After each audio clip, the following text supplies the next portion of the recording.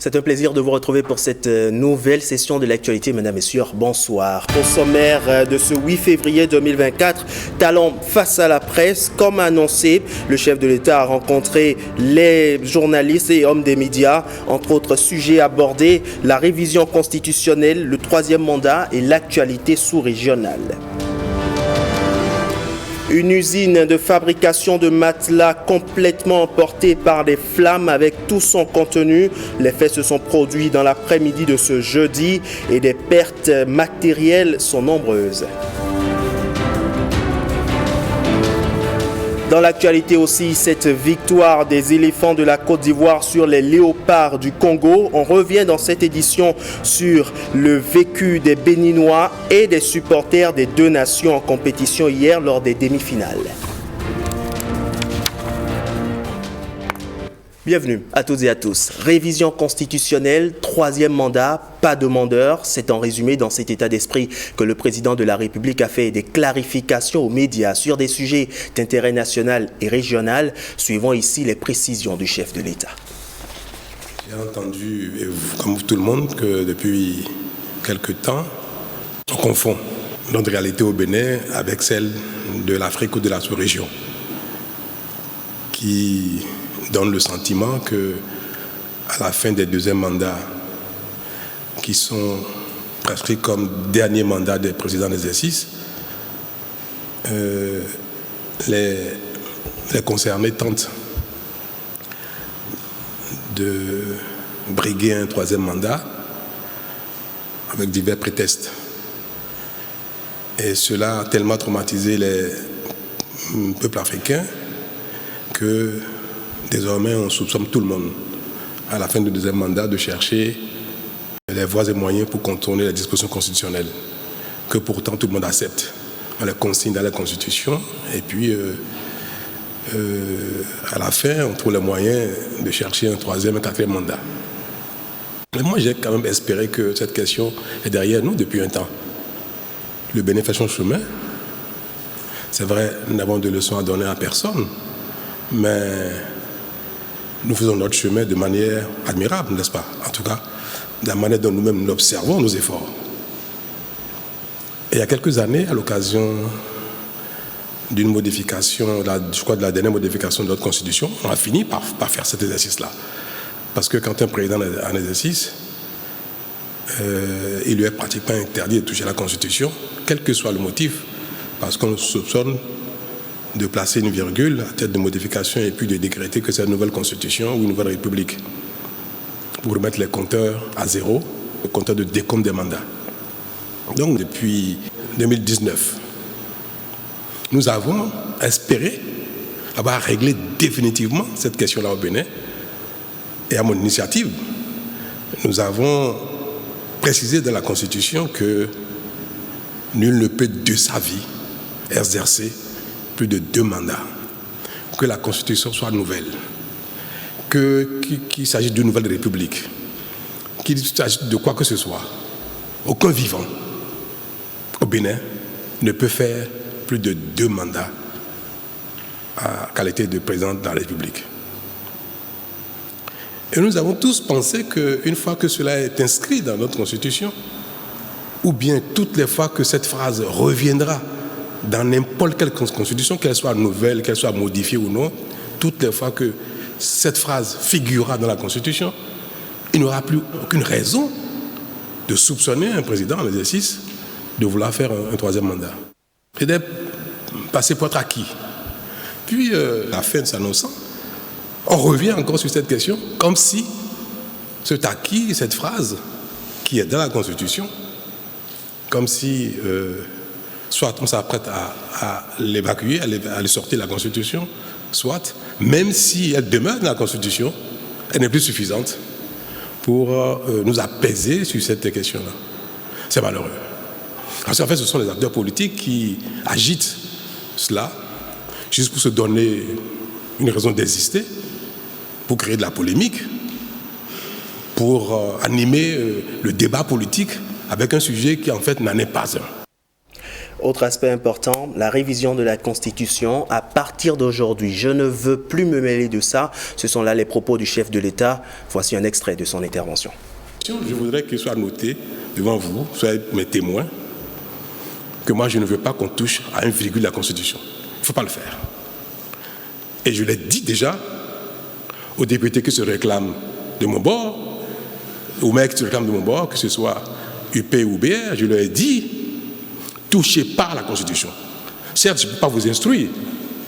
Vous êtes député, la nation vous a confié cette mission-là. Vous pouvez même désobéir au parti parce que le mandat n'est pas impératif. Vous agissez au Parlement à votre âme et conscience individuelle de ce qui est bon pour le pays.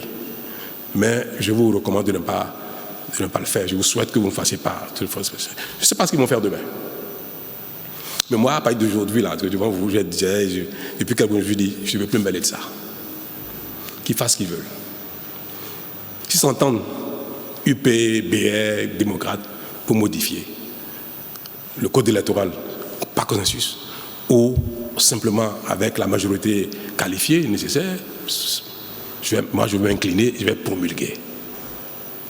S'ils modifient quoi que ce soit et que nous sommes dans un régime démocratique, je suis un démocrate, si les choses se font selon les règles, je ne demanderai même pas de deuxième lecture pour quoi que ce soit, je vais promulguer. Parce qu'il est temps que les polémiques ne continuent pas d'animer notre vie au quotidien. Surtout que ça n'a pas d'intérêt. On notait, M. Ablogan, que, je ne demande aucune révision et je me poserai à la révision de la Constitution. Pas les moyens qui me sont permis en disant non, il ne faut pas le faire. Et puis, maintenant, s'ils le font comme je suis un démocrate et que ça s'impose à moi, mais je m'acharnerai à faire en sorte que ce que je trouve pas bien ne se fasse pas. Donc, à la limite, ne pas réviser. C'est moi mon choix de ne pas toucher la Constitution. 2, que les modifications à faire soient conformes à l'esprit de la Constitution et à l'éthique.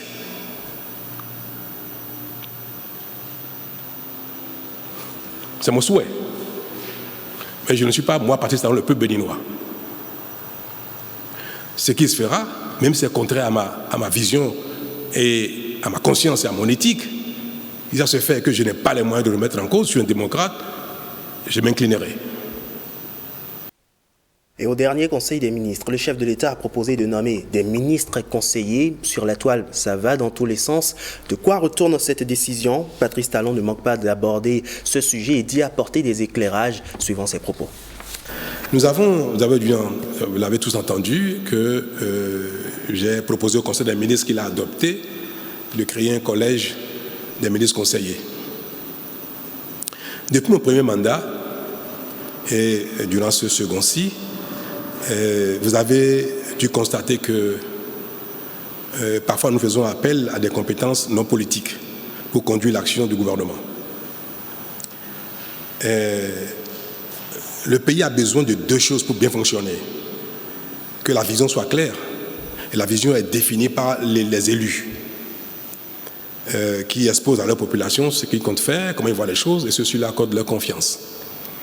Et que ce soit au niveau local, au niveau national parlementaire ou au niveau de l'exécutif, le politique détermine la vision et même la programmation de l'action exécutive. Et la mise en œuvre requiert parfois des compétences qui ne sont pas politiques. Vous pouvez avoir besoin de certaines compétences dans le domaine de la santé, dans le domaine de la défense de la sécurité, dans le domaine du numérique, et parfois ces compétences n'ont pas du tout de chapeau politique.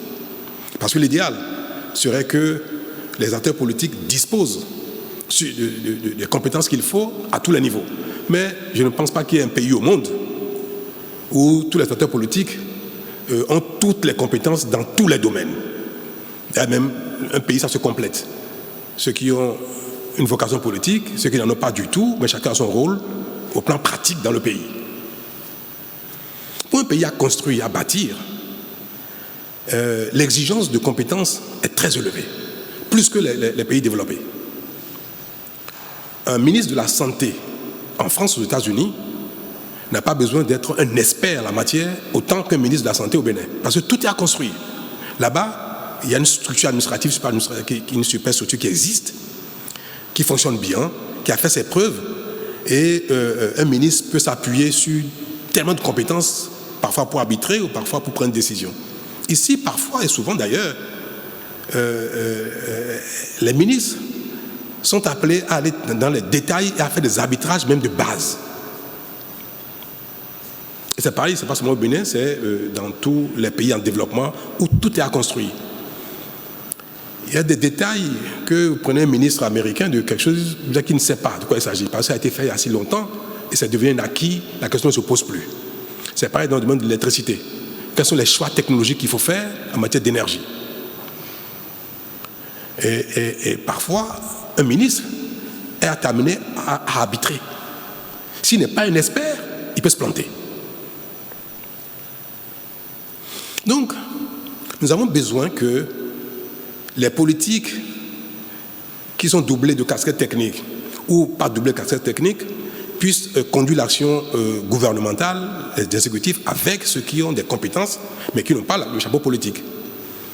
Et c'est bien pour ça qu'il y a eu quelques frustrations depuis ces deux mandats qui sont en cours, parce qu'il y a des fonctions qui ont été confiées à des gens qui n'ont pas du tout de chapeau politique.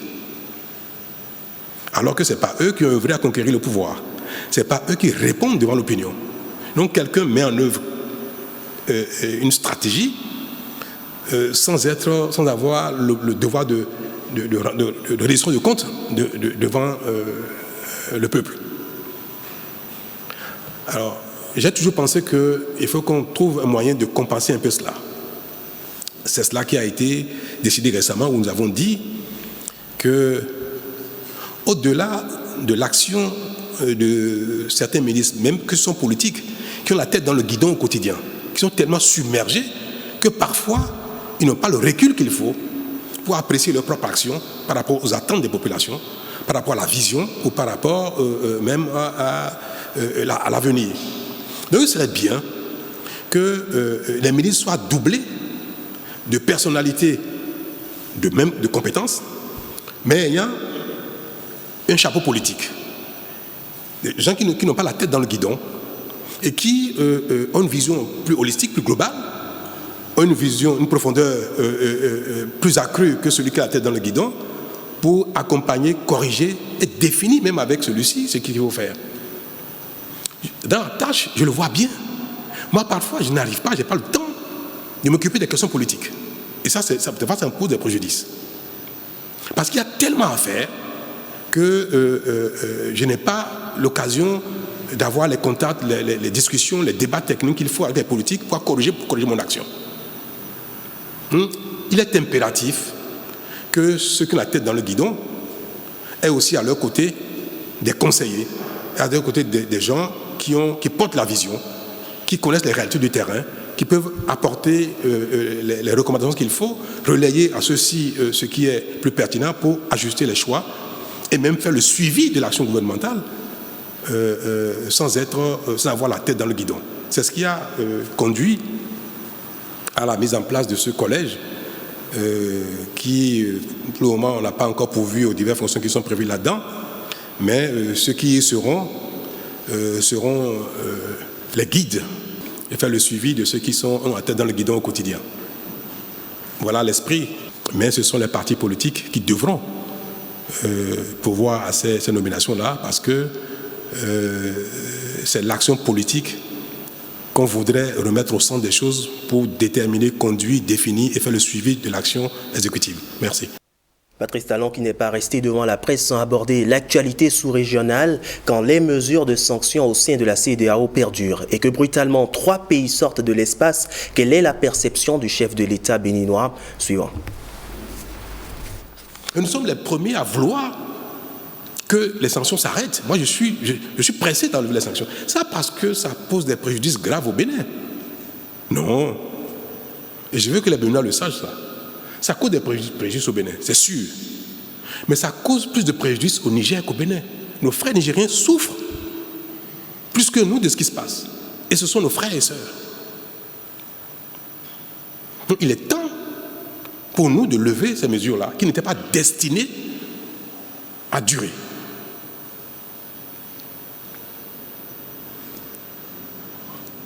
Brutalement, on apprend que les 3 pays, Burkina, Niger et Mali, sont sortis de la CEDEAO. Moi, cela m'a beaucoup peiné. Et même après cette décision, j'ai personnellement téléphoné à l'un d'entre eux. J'ai parlé au téléphone avec un des 3 présidents. À un moment donné, il faut tout dire. Et je lui ai dit, c'est pas bien. Les peuples ne nous ont pas élus pour les diviser. Moi, j'ai été élu au Bénin. Vous êtes en fonction depuis dans votre pays. Et notre rôle, c'est de conduire le destin pendant un temps de la communauté globale, de la CEDEAO, de l'UMOA, pendant un temps. Mais la volonté des peuples, c'est de s'intégrer. Il n'y a pas de conflit entre le peuple du Bénin et le peuple du Niger. Il n'y a pas de conflit entre le peuple du Bénin et le peuple du Burkina ni du Mali. Et c'est vrai, il n'y a aucun problème entre les peuples de la communauté, l'UMOA de la CEDEAO. Aucun problème. C'est au niveau des organes de la CEDEAO. La CEDEAO des peuples n'est pas en difficulté. Il n'y a aucun problème dans la CEDEAO des peuples. C'est au niveau de la conférence des chefs d'État, au niveau de la commission de la CEDEAO aussi bien de l'UMOA qu'il y a un problème. Parce que ceux-là sont en charge de veiller au respect des règles par notamment les autorités de ces pays-là. La conférence des chefs d'État de l'UMOA, de la CEDEAO, le conseil des ministres de la CEDEAO de l'UMOA, la commission de la CEDEAO, la commission de l'UMOA sont en charge de veiller au respect des règles par les autorités de ces pays-là. Et personne n'a dit que le peuple burkinabé, nigérien ou malien ou guinéen a fait quelque chose de contraire aux règles. Non. C'est au niveau des responsables. Donc, s'il y a un problème au niveau des responsables, et que leurs homologues, leurs pairs, ont constaté, on dit non, c'est pas bien, c'est pas conforme aux règles. Ne faites plus ça. Si on ne s'entend pas que ça génère un conflit entre nous, des heurts même entre nous des bagarres entre nous, c'est pas l'affaire des peuples. Donc, si même ces conflits, ces différends persistent, il ne faut pas que ça aboutisse à la division des peuples. Moi, je conçois que les présidents du Niger, du Burkina disent à un moment donné, on suspend notre participation aux organes de ces institutions-là. Ça se comprendrait. Mais dire que je veux détacher le peuple burkinabé, malien, nigérien du peuple béninois, togolais, sénégalais, qu'on soit, le problème, c'est pas entre les peuples. Or, ces décisions qu'ils ont prises sont des décisions qui séparent les peuples. Et ça, c'est pas normal. Et c'est pour ça que moi, celui à qui j'ai parlé, j'ai dit, ça allait trop loin. Nous allons trop loin là. Il faut qu'on se revoie et qu'on dise, bon allez, quoi qu'il se passe, quel que soit ce qui s'est passé, à la terre, on arrête tout et puis on préserve l'essentiel qui est la communauté des peuples. Ce qui est reproché aux uns aux autres, ce qui se fait, les sanctions, tout ce qui se passe est mineur par rapport à l'intérêt des peuples, à la communauté des peuples, c'est mineur. Donc il faut regarder ce qui est important, ce qui est majeur, à un moment donné, et laisser tomber ce qui n'est pas plus important que l'intérêt des peuples. Donc ma position aujourd'hui, et si j'ai l'occasion de l'exprimer au sein de la conférence des chefs d'État, je le dirai, c'est qu'il faut tout laisser tomber. Que veulent les Maliens? C'est OK. Que veulent les Burkinabés? C'est OK. Que veulent les Nigériens? C'est OK pour que cette décision de séparer les peuples n'aille pas plus loin que l'intention ou que la déclaration. On peut le dire, revenir. Moi, c'est ma position, c'est mon souhait et c'est ce que je dirais haut et fort partout. Dire que pour arriver à la division des peuples, s'il faut arriver à la division des peuples, alors là, non.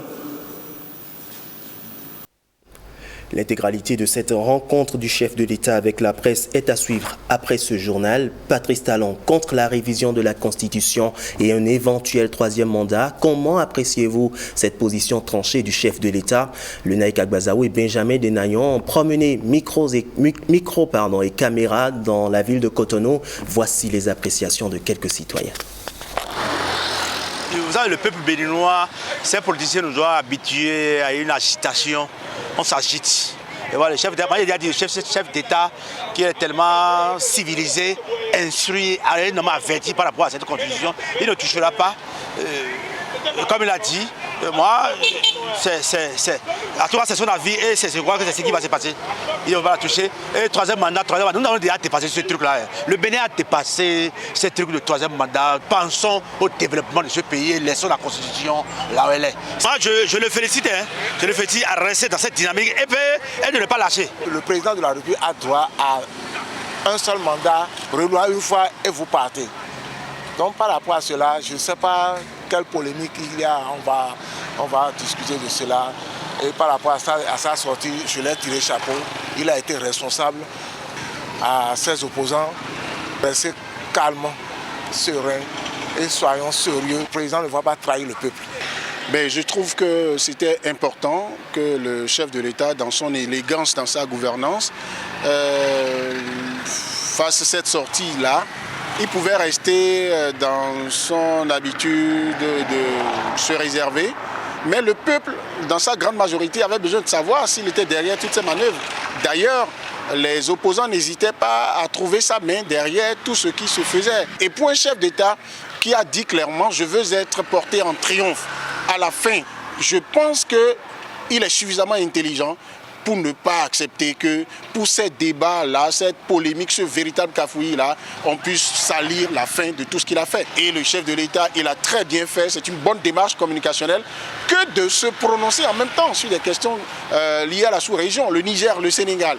Vous voyez, il n'aurait rien dit de ce qui se passe au Sénégal, qu'on aurait dit, certains auraient dit, ben vous voyez, il ne dit rien de ce qui se passe au Sénégal, c'est un peu comme ça il veut faire ici. Le chef de l'État a compris que ça ne lui coûte rien de descendre dans l'arène. C'est vrai que le chef, il ne doit pas descendre régulièrement, mais quand les questions deviennent de très grandes préoccupations, il faut le faire. C'est sa conviction, c'est sa vision de la chose. Ne pas briguer un troisième mandat. Je voudrais inviter l'opposition de mon pays à ne plus, disons, s'adonner trop aux jeux politiques et puis de penser au développement de la nation. Les mouvementiers aussi, je les invite, que les débats politiques qui naissent vers la fin du mandat d'un chef d'État, ce n'est pas de ça que nous voulons. Jusque-là, notre constitution ne parle pas de troisième mandat. Et comment il va briguer un troisième mandat? Ce n'est pas lui qui est à l'Assemblée nationale. Je dis que cesse le débat politique autour de la révision ou non de la constitution du Bénin. Venons-en à présent à cet incendie. Un feu qui a emporté une usine de fabrication de matelas avec tout son contenu. Les faits se sont produits cet après-midi. Au bilan, d'énormes dégâts qui pourraient s'évaluer à des centaines de millions avec une trentaine de personnes sans emploi. À compter de ce jour, les images. La population de Godomé-Togoudo en émoi. Le feu a encore dicté sa loi.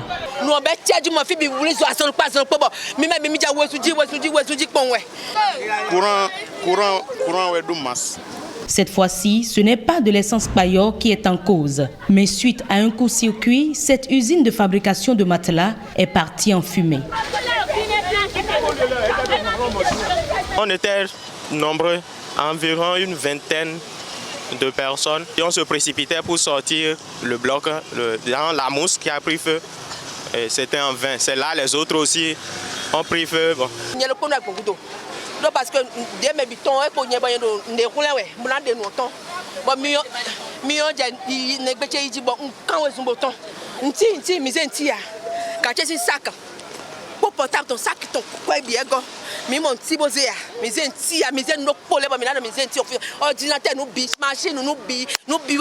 produits nous fabriqués moussolés Mais le Togo de bon conseil doit avoir. Bon, mi ça nous, mina au c'est de. Donc, un homme sous quoi donc on a le cédo. Donc, agment, ça t'on dit agment. Bon, c'est bon. Mi versin d'or. Mi de tonneau de pot de 900 000. Tonneau de eau de pignon. Et où 70. Les habitants des chambres locatives proches de l'usine sont aussi inconsolables. Ils sont tous victimes du feu non maîtrisé au début. L'incendie s'est rapidement étendu en emportant tout sur son chemin. Impuissantes, les maisons qui ne sont pas encore touchées se vident, espérant les sapeurs-pompiers déjà alertés. Une fois sur les lieux, les soldats du feu ont pu le maîtriser avec les citoyens aussitôt constitués en équipe de renfort.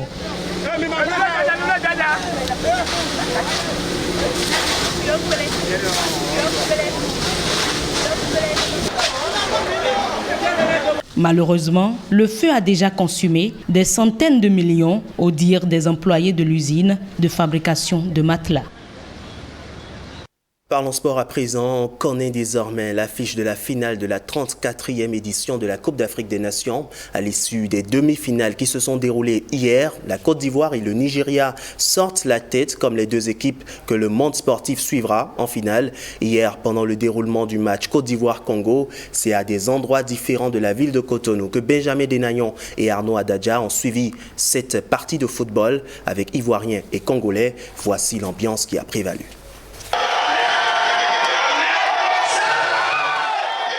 Au bout d'un long suspense, les supporters des éléphants de Côte d'Ivoire jubilent. Leur sélection favorite, plusieurs fois miraculée, est en finale. On ne vaut rien, on est qualifié. Vous savez, c'est Dieu qui bénit. Dieu a béni la Côte d'Ivoire, il a béni les éléphants, il a béni tout son peuple. Donc nous ne pouvons que lui dire merci. Je suis trop en joie. Mon cœur ne supporte même pas la joie là. Je suis trop fière de mon pays. Il n'y a pas son il y avait les qualifiés. Il n'y a pas son Il faut avoir la foi dans le football et il faut être confiant. Mais on est qualifié, on vaut rien. Ça pour dimanche, on pédale, Massalin Gradal. Si, côté ivoirien, on célèbre le miracle, côté congolais, cette demi-finale s'est jouée sous le signe de la situation sécuritaire et humanitaire atroce dans l'est du pays. On est en pleurs, mais on a le droit de gagner. En fait, on connaît les lois du football. On a bien voulu gagner pour dédier la coupe à nos frères et sœurs qui souffrent à l'est du pays. Mais comme ce n'était pas prévu, si vous voyez bien, je ne suis pas triste parce que la Côte d'Ivoire, c'est mon deuxième pays, donc je suis content. Je suis venu réjouir avec mes frères de la Côte d'Ivoire. Donc c'est un peu ça. La Côte d'Ivoire aussi, ce n'est pas une petite équipe. Et ça, c'est la demi-finale. Donc ce n'est pas dit que la Côte d'Ivoire va croiser les bras pour regarder la RDC jouer, non. Pourtant, le scénario du match est tout autre. Il est favorable aux Ivoiriens. Malgré une bonne entame, des Congolais vont plier les chines sur une volée pleine de réussite comme un signe du revenant Sébastien Haller. Le Congo est parti, ils étaient sûrs de gagner le match. C'est ce qui les a endormis. Ils ne croyaient pas aux Ivoiriens. Les Ivoiriens les ont surpris. Regarde le but de la Côte d'Ivoire. La Côte d'Ivoire a marqué le but. Ils ont fermé le derrière. Ils n'ont pas pu égaliser. C'est simple comme bonjour. Il faut parler, bagarrer, disant que tu as déjà gagné. C'est quand on siffle que tu dis que tu as gagné. Pour leur énième résurrection, après la déroute face à la Guinée équatoriale, la Côte d'Ivoire s'offre la possibilité de décrocher le Graal dimanche face au Nigeria.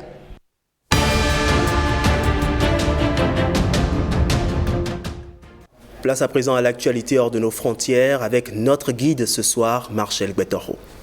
À Dakar, un collectif de la société civile appelle les Sénégalais à se mobiliser massivement contre le rapport de la présidentielle, évoquant une série d'actions à venir comme une manifestation et une grève générale sur fond de grave crise politique. La plateforme Art Sunu Élection que nous représentons est en colère. Nous sommes en colère parce que nous sommes attachés à la République, nous sommes attachés à l'état de droit, nous sommes attachés à la démocratie. Nous ne pouvons pas accepter qu'on viole ces piliers fondamentaux de notre existence commune, de notre vivre ensemble. C'est la raison pour laquelle nous avons décidé de réagir de la manière la plus ferme pour faire face à cet affront. Nous, mouvements citoyens et religieux, organisations socio-professionnelles, personnalités de la société civile, réunis autour de la plateforme Aar Sunu Élection, exigeant le rétablissement du calendrier républicain. Nous invitons le pouvoir judiciaire, notamment le Conseil constitutionnel et la Cour suprême, à prendre leurs responsabilités devant l'histoire. Ce sera tout pour ce journal. Merci de nous avoir suivis. Gardez surtout votre position, puisque juste après moi, vous pourrez suivre l'intégralité de cette rencontre du chef de l'État avec la presse. Mesdames, Messieurs, bonsoir chez vous.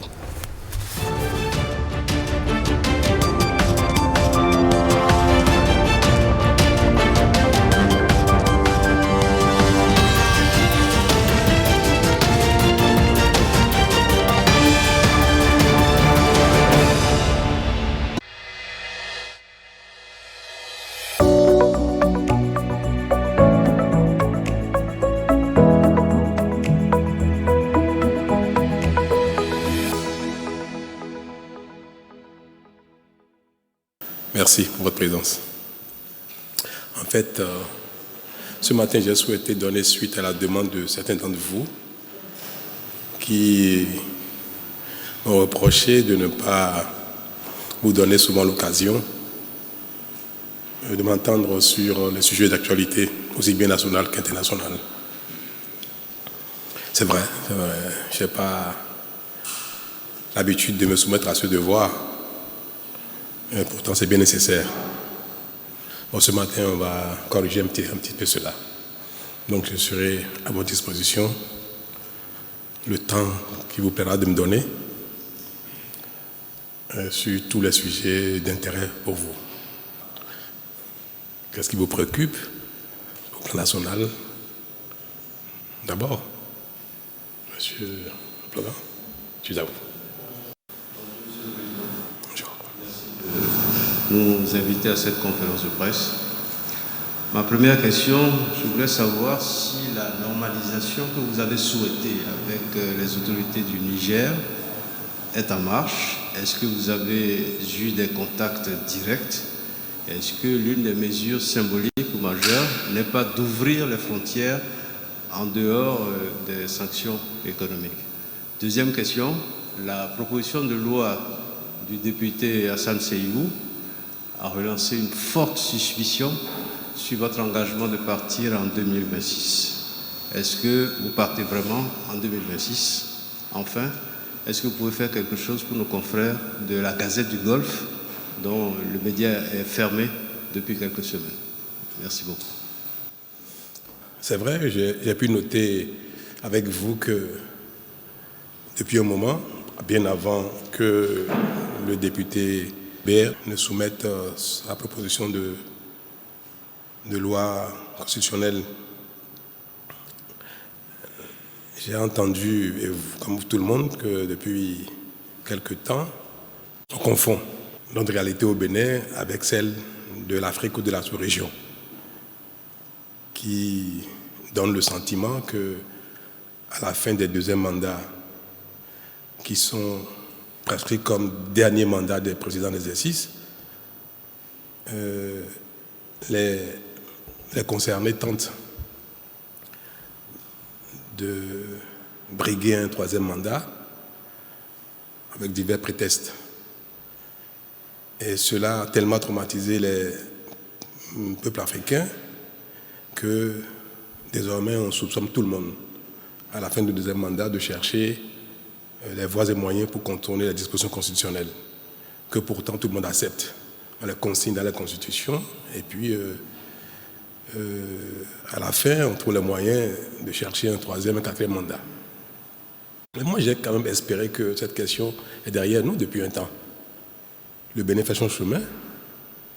C'est vrai, nous n'avons de leçons à donner à personne, mais nous faisons notre chemin de manière admirable, n'est-ce pas? En tout cas, de la manière dont nous-mêmes nous observons nos efforts. Et il y a quelques années, à l'occasion d'une modification, je crois de la dernière modification de notre Constitution, on a fini par faire cet exercice-là. Parce que quand un président est en exercice, il lui est pratiquement interdit de toucher la Constitution, quel que soit le motif, parce qu'on soupçonne de placer une virgule à tête de modification et puis de décréter que c'est une nouvelle Constitution ou une nouvelle République, pour remettre les compteurs à zéro, le compteur de décompte des mandats. Donc, depuis 2019, nous avons espéré avoir réglé définitivement cette question-là au Bénin. Et à mon initiative, nous avons précisé dans la Constitution que nul ne peut de sa vie exercer plus de 2 mandats, que la Constitution soit nouvelle, qu'il s'agisse d'une nouvelle République, qu'il s'agisse de quoi que ce soit. Aucun vivant au Bénin ne peut faire plus de 2 mandats à qualité de président de la République.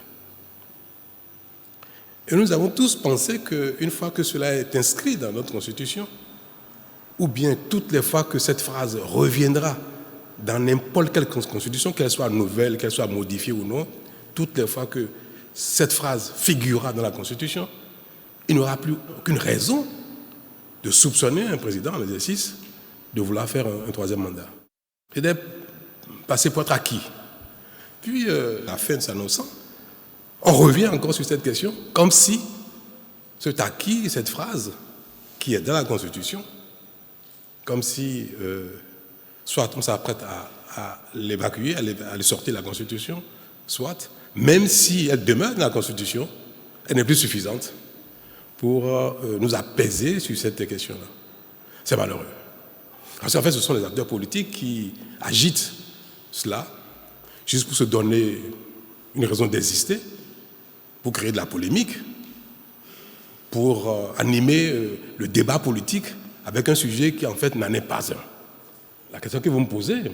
Plogan, vous êtes journaliste. Et je vais commencer par vous répondre à partir de... Parce que moi j'ai lu le document en question, la proposition de loi en question, et je n'ai pas vu dans sa proposition de loi qu'il souhaite qu'on estirpe, qu'on sorte de la Constitution cette phrase-là, que nul ne peut de sa vie exercer plus de 2 mandats, de sa vie, qu'il s'agisse d'une nouvelle Constitution ou non. Mais tant que cette phrase demeure dans la Constitution, il n'y a aucune raison qu'on me soupçonne de vouloir faire comme tout le monde, comme ça se passe ailleurs. D'autant que c'est moi qui ai pris l'initiative il y a quelque temps. Alors, est-ce que, à l'occasion de cette retouche, cette petite modification technique, est-ce que les gens seront tentés d'enlever la phrase de la Constitution? C'est peut-être ça la crainte de ceux que j'estime être de bonne foi. Attention, c'est une bonne phrase qui est dans la Constitution, c'est très bien, mais est-ce qu'à l'occasion de l'examen d'une retouche technique, les uns et les autres ne seraient pas tentés d'enlever cette phrase-là? Je crois que personne au Bénin ne pourra le faire. Personne au Bénin. Il n'y a pas un Béninois sur les bientôt 13 millions que nous sommes qui veuille bien que cela se passe. Personne. À commencer par moi-même. Donc, je voudrais que les Béninois, que ce soit les acteurs politiques, civils, les enfants, les jeunes, les personnes âgées, je voudrais que tout ce qui est désormais un acquis pour notre pays, pour notre peuple, que nous le préservions tous et que nous ne rentrons pas dans des débats politiciens pour remettre en cause nos acquis communs pour lesquels nous avons du mérite collectivement. Ce n'est pas bien. Cela nous salit tous. Cela remet en cause nos efforts de réforme. Et cela donne l'impression que le Bénin n'a pas changé. Non, ce n'est pas vrai. Non, c'est à chacun de nous, surtout vous, de rappeler les gens à l'ordre, si je peux utiliser l'expression, pour dire non, non, non, le Bénin n'est plus à ça, après c'est fini. Au plan national, même vu de l'étranger, de l'international, nous avons tourné cette page-là. Le Bénin était notre pays, le Bénin n'est plus dans cette catégorie-là. Et pour revenir un peu sur la question, parce qu'elle intéresse les Béninois et presque nous tous sur le bien fondé de la modification du dispositif électoral.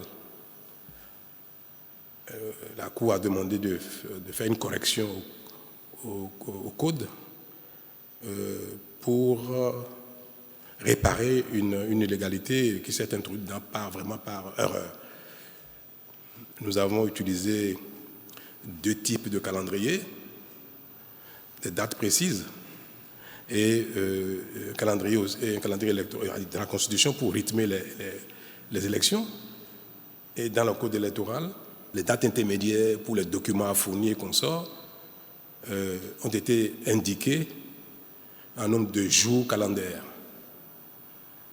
Cela a généré qu'en 2026, l'esprit de la Constitution a été donc pris à défaut par ces 2 différents modes de fixation des dates électorales.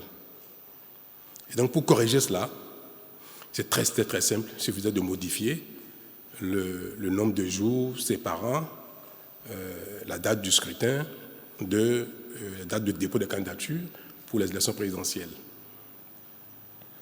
Mais avant de faire cette correction, il fallait répondre à une question. Est-ce que pour les élections présidentielles à venir, ce sont les députés et les maires actuels qui doivent délivrer les parrainages ou plutôt les députés et les maires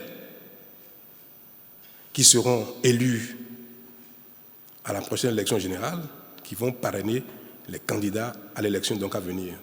D'autant que les élections législatives et communales auront lieu en 2026, avant l'élection présidentielle. Je crois que les élections législatives, les élections générales auront lieu le 11 janvier 2026. Le 11 janvier 2026. L'élection présidentielle aura lieu, le premier tour, le 12 avril 2026. Et les candidats à l'élection présidentielle devront déposer leur dossier au plus tard, je crois, le 5 février. Je vais me répéter. Élection présidentielle le 12 avril 2026, dépôt des candidatures le 5 février 2026. Or, 2 mois avant, ou 1 mois avant, en janvier, le 11 janvier, il y aurait déjà eu l'élection au Bénin pour élire les nouveaux maires, les nouveaux conseillers communaux et les nouveaux députés. Alors, la compréhension normale, qui était d'ailleurs l'esprit de la Constitution modifiée, c'est que ce sont les députés, les conseillers communaux, les maires qui seront élus en janvier. C'est eux qui devront parrainer les nouveaux candidats aux élections présidentielles. Puisqu'ils sont élus déjà 1 mois avant, ils vont délivrer les parrainages juste dans la foulée aux candidats pour les élections d'avril 2026. Mais comme je viens de vous dire, en utilisant 2 types de calendriers différents, il y a eu un chevauchement sur quelques jours, 2, 3, 4, 5 jours, je crois, chevauchement. Un chevauchement qui n'a pas été perçu en 2019 et que des citoyens ont perçu, ont saisi la Cour constitutionnelle qui a dit, c'est vrai, c'est pertinent, il y a 4-5 jours qui posent un problème. La Cour constitutionnelle a invité les parlementaires à faire cette correction technique. Pour la faire, comme je viens de vous dire, il faut bien dire attention. Est-ce qu'il faut faire la correction de sorte à ce que ce ne soit plus les nouveaux députés, les maires qui seront élus, qui parrainent, tel que c'était prévu, ou bien que ce soit les anciens qui ont été en mandat législatif ou communal jusqu'en janvier, que ce soit eux qui parrainent. Théoriquement, la question ne se pose pas. Vous savez tous très bien qu'en politique, ce qui est évident pour le peuple n'est pas acquis pour les acteurs politiques. Et moi, je sais très bien que ce soit parmi les élus partisans qui sont de ma majorité actuelle, ou que ce soit les élus de l'opposition, je sais très bien, ça m'est revenu, que les acteurs politiques souhaitent presque tous, que ce soit ceux qui sont en exercice, qui parrainent. En matière politique, il ne faut pas que ça étonne. Vous savez que les acteurs politiques ont une mission d'intérêt national, mais ils ont des ambitions individuelles. L'ambition politique est personnelle, même si c'est pour servir une cause nationale.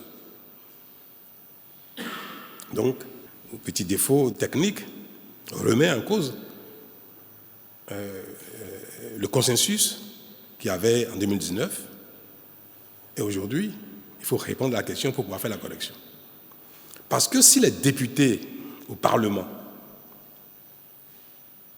ne corrigent pas dans le sens attendu, c'est-à-dire corriger ce que la Cour a demandé, mais préserver le fait que ce sera les nouveaux députés élus en janvier 2026 et les nouveaux maires qui seront élus en janvier 2026, ce sera ceux-là seulement qui devraient parrainer les candidats d'avril 2026. S'ils font la correction ainsi, c'est parfait. Mais comme il semble bien que dans leur ensemble, presque tous, sauf quelques-uns, ils souhaitent corriger, parce que la correction est possible dans les deux sens, ils souhaitent corriger de sorte que ce soit eux qui parrainent. Même si en février, en avril, leur mandat aurait pris fin et que ceux qui seraient candidats à leur propre élection, certains seraient réélus et d'autres ne le seraient plus. Il n'y a aucun pays au monde, vous savez, au Bénin, on ne peut pas espérer penser que tous les députés actuels seront réélus en janvier 2026. Ou que tous les maires, les conseillers communaux, les maires d'aujourd'hui seront réélus en 2026. Mais ce qu'ils veulent faire, ils veulent faire en sorte que, après l'élection 2026, de janvier, les concernant, même ceux qui auraient déjà perdu leur mandat politique, ceux pour qui on n'aurait pas voté, que ceux-là parrainent encore les candidats aux élections présidentielles de 2 mois après. Et j'ai dit, si on fait ça, ce n'est pas bien. Ce serait contraire à l'esprit de la Constitution, ce serait même contraire à la volonté du peuple qui a retiré son mandat politique à un député ou à un maire et qui donc ne peut pas entendre le voir continuer d'être dans le processus pour parrainer les candidats à l'élection présidentielle. Et j'ai dit aux députés, que ce soit du Bloc républicain, de l'Union progressiste ou des démocrates, quand je les ai reçus, dans un débat technique, je leur ai dit attention. Vous devez corriger de sorte à ce que ce soit les nouveaux élus qui parrainent. Mais si vous voulez faire autrement, et que vous qui êtes en exercice, vous souhaitez parrainer, alors là, il faut modifier l'ordre des élections. Si l'élection présidentielle a lieu après l'élection législative, vous ne pouvez pas le faire. Mais moi, je suis partant. Et c'est vous que la Cour a prié de modifier techniquement l'erreur matérielle. Je vous en prie, si vous voulez parrainer, moi ça ne me gêne pas. Je ne vais pas aller contre. Parce que je sais qu'en politique, à un moment donné, les intérêts des acteurs comptent. Mais en ce moment, il faudrait alors que l'élection présidentielle ait lieu avant l'élection législative et communale. En effet, si l'élection présidentielle a lieu avant, au moment où il serait en train de parrainer, il n'aurait pas encore été jugé par le peuple, il n'aurait pas encore subi le choix du peuple, il n'y aura pas encore eu l'élection législative. Ils auront la légalité, la légitimité politique pour parrainer les candidats. L'élection présidentielle ayant lieu un mois, c'est-à-dire en janvier ou en décembre ou en novembre ou même avant. Ils ont leur plein mandat, l'élection n'a pas encore eu lieu, ils conservent la légitimité politique que le peuple leur a donnée. Ils peuvent en ce moment parrainer légitimement. Vous avez le choix. Moi, je dis, si vous voulez que je parte même 2 ou 3 mois plus tôt, ça ne me gêne pas. Si vous modifiez le rythme électoral et que l'élection présidentielle a lieu avant la vôtre, je vais promulguer. Je ne vais pas m'opposer à ça. Parce que finir mon mandat 1 mois, 2 mois ou 3 mois avant, ce que je n'ai pas fait en 10 ans, ce n'est pas en 3 mois que je vais le faire. Donc moi, j'ai dit, ça ne me gêne pas. Si vous le faites, je vais promulguer. Et en ce moment, vous pourrez légitimement... Mais si vous ne faites pas et qu'on laisse le calendrier actuel, ce n'est pas à vous de parrainer les présidents, les candidats à venir. Ce sera les nouveaux députés et les nouveaux maires. C'est tout.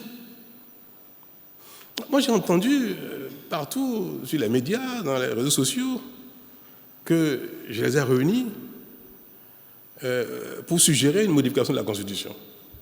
Et que cette suggestion-là est à craindre, si les gens me suivent, qu'on toucherait à la Constitution en faisant cette modification du rythme d'une certaine version de calendrier électoral. Et qu'à l'occasion, la phrase qui nous protège, nous tous, de cette hantise-là, que cette phrase, même si elle demeure, c'est bizarre, Talon est trop intelligent, il va trouver les moyens de faire quelque chose, c'est un malin, comme ça, ou bien alors, à l'occasion, il va trouver les moyens d'enlever cette phrase. Et j'ai dit aux démocrates à qui j'ai dit, mais écoutez, pour modifier la Constitution, pour enlever cette phrase, il faut que vous votiez pour. Vous avez le nombre qu'il faut pour ne permettre aucune modification contraire à votre compréhension de l'intérêt général. Supposons que 100% des BR, 100% de l'UPR, qu'ils veuillent modifier, enlever cette phrase. Si vous n'êtes pas d'accord, ça ne se fera pas. Qu'est-ce que vous avez à craindre? Soyez conséquents. D'ailleurs, moi, je ne veux aucune révision de la Constitution. Le rythme électoral, le calendrier électoral, laissez tel quel. Et c'est ma position aujourd'hui devant vous. Si cette question réveille tous les démons, alors là, fais-moi cette page-là. Ne faisons aucune correction. Même s'il y a des fautes de français dans la Constitution, on laisse tel quel. Même s'il y a des erreurs matérielles, laissons tel quel. On le fera en mai-juin 2026, quand je serai parti. Donc ne touchez plus à la Constitution. Rien, ne corrigeons rien du tout. Mais dans ces conditions, si on laisse le calendrier électoral tel quel, veuillez alors faire la correction telle que tout le monde l'entend pour que l'élection présidentielle qui aura lieu en avril soit parrainée par les nouveaux maires, les nouveaux députés. Ceux d'entre vous qui seraient réélus, ils vont parrainer. Ceux d'entre vous qui ne seraient pas réélus, ce ne sera pas le cas. On me dit non, oui, mais au moment où on va parrainer, les députés, les maires, tous n'auraient pas encore passé service. Certes, l'élection a eu lieu, certains ne sont plus députés, certains ne sont plus maires, mais tant qu'ils n'ont pas passé service, ils peuvent continuer d'assumer la fonction politique. Je dis, mais c'est vrai, mais ce n'est pas sain, ce n'est pas éthique. Vous êtes député, vous avez perdu votre mandat de député. Le nouveau n'est pas encore installé, c'est vrai, mais désormais, ce nouveau, c'est lui que le peuple a désigné pour aller au Parlement, pour poser les actes politiques au titre des parlementaires. Même s'il n'a pas encore pris fonction, à cet instant-là où il a déjà été élu, proclamé, c'est à lui d'accomplir cette tâche politique que le peuple lui a confiée. Donc, au plan éthique, ce n'est pas convenable qu'un député élu qui a remplacé un autre, un maire élu qui a remplacé un autre, ne soit pas en mesure de poser l'acte que la Constitution lui a prescrit juste parce qu'il y a quelque chose de 1 ou 2 ou 3 jours que maintenant on veuille modifier les dates de fourniture des documents de sorte que ce soit les anciens qui continuent de jouer le rôle que le peuple aura donné aux nouveaux élus en 2026. Moi, je suis dans un environnement où parfois je suis un peu frustré par la timidité des médias. Dans d'autres pays, c'est vous qui devez mettre le doigt pendant un débat sur ce qui ne va pas, ce qui est contraire à l'intérêt général, ce qui est contraire à votre opinion. Chacun d'entre vous, vous êtes des électeurs. Et vous trouvez que ce serait normal que, ayant retiré la confiance à un député ou à un maire, il continue de parler en votre nom pour des actes politiques pour les temps qui arrivent. Et je ne vois pas du tout le débat se faire. J'entends les coqs chanter, le cocorico à leur façon et consort, et vous enfourchez même ce qu'ils disent, vous répétez ça. Vous dites oui, mais alors que vous devez susciter le débat, vous. qui devait éclairer l'opinion, le peuple sur ces genres de débats. Moi, je me réjouis que vous me posiez cette question ce matin pour vous dire, mais est-ce que cette question-là, ça concerne Patrice Talon ou bien ça concerne ceux qui font le débat? Mais j'ai été trop long là sur la question. Je voudrais qu'il soit noté devant vous, soyez mes témoins, que moi, je ne veux pas qu'on touche à un virgule de la Constitution. Il ne faut pas le faire. Et je l'ai dit déjà aux députés qui se réclament de mon bord, aux mecs qui se réclament de mon bord, que ce soit UP ou BR, je leur ai dit, touchez pas à la Constitution. Certes, je ne peux pas vous instruire. Vous êtes député, la nation vous a confié cette mission-là. Vous pouvez même désobéir au parti parce que le mandat n'est pas impératif. Vous agissez au Parlement à votre âme et conscience individuelle de ce qui est bon pour le pays. Mais je vous recommande de ne pas le faire. Je vous souhaite que vous ne fassiez pas. Je ne sais pas ce qu'ils vont faire demain. Mais moi, à partir d'aujourd'hui, là, devant vous, depuis quelques jours, je dis, je ne veux plus me mêler de ça. Qu'ils fassent ce qu'ils veulent. S'ils s'entendent, UP, BR, démocrates, pour modifier le code électoral par consensus, ou simplement avec la majorité qualifiée nécessaire, moi je vais m'incliner, je vais promulguer. S'ils modifient quoi que ce soit et que nous sommes dans un régime démocratique, je suis un démocrate. Si les choses se font selon les règles, je ne demanderai même pas de deuxième lecture pour quoi que ce soit, je vais promulguer. Parce qu'il est temps que les polémiques ne continuent pas d'animer notre vie au quotidien. Surtout que ça n'a pas d'intérêt. On notait, M. Ablogan, que, je ne demande aucune révision et je me poserai à la révision de la Constitution.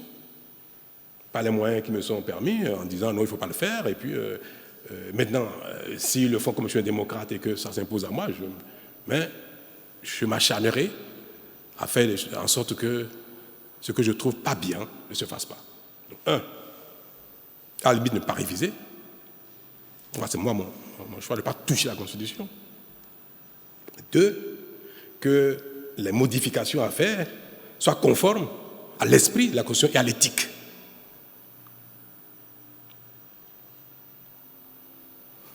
C'est mon souhait. Mais je ne suis pas, moi, parti dans le peuple béninois. Ce qui se fera, même si c'est contraire à ma vision et à ma conscience et à mon éthique, si ça se fait que je n'ai pas les moyens de le mettre en cause, je suis un démocrate, je m'inclinerai.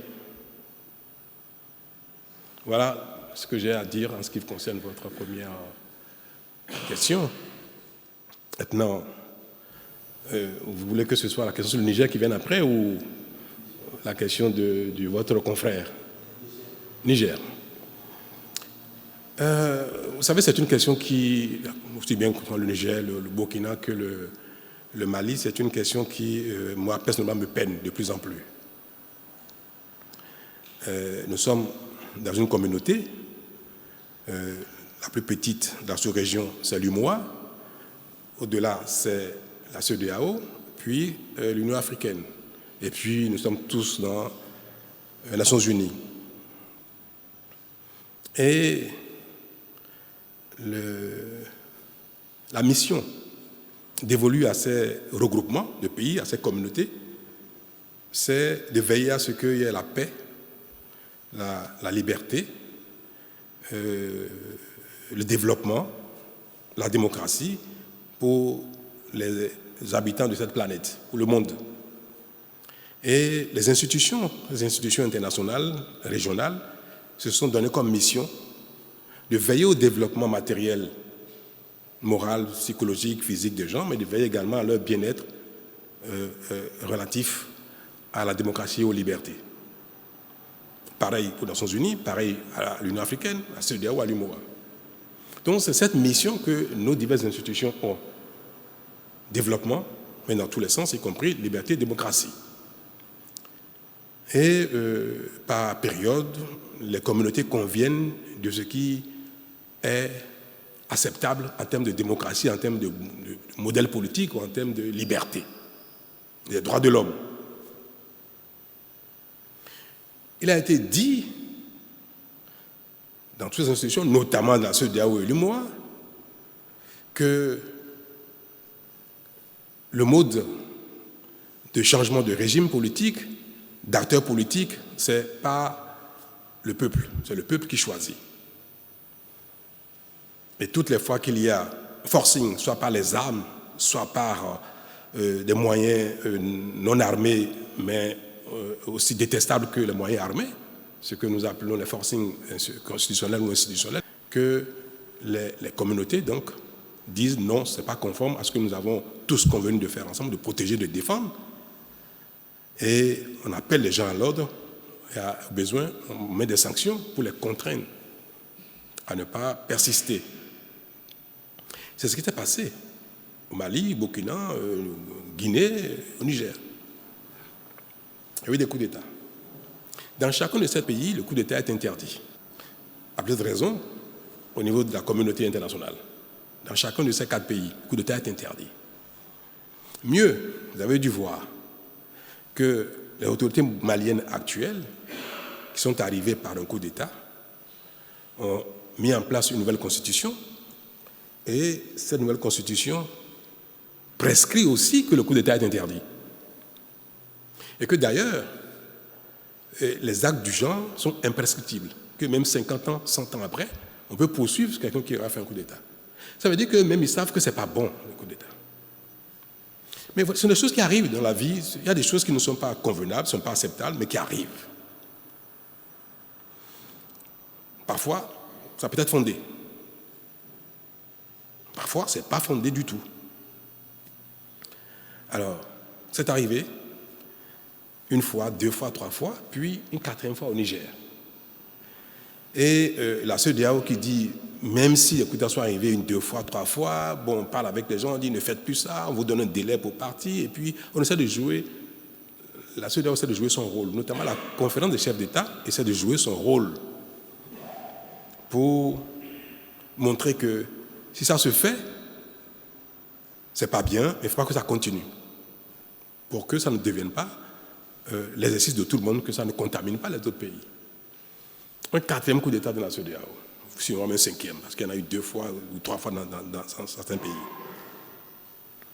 Et nous disons, ah non, non, non, si ça continue, après, ça se passera au Bénin, ça se passera au Togo, ça se passera au Sénégal, en Côte d'Ivoire, partout. Parce qu'on voit que quand ça se fait, personne ne réagit, personne ne désapprouve, ou alors personne ne sanctionne. On dit, cette fois-ci, c'est trop. Les sanctions ont été prononcées contre le Niger. Et des sanctions dures, qui en fait ne sont pas destinées à durer dans le temps.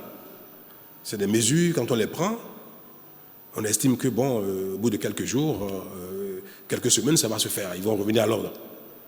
1 semaine, 2 semaines, 1 mois, 2 mois, 3 mois passent, ça ne change rien. C'est pour ça que j'ai eu à le dire, il n'y a pas longtemps, que le moment est arrivé pour faire le point, savoir si les mesures qui ont été prises ont produit leurs effets ou non. Comme ce n'est pas des mesures qui sont destinées à durer dans le temps, parce que ça pose des préjudices graves aux populations, il faut être réaliste.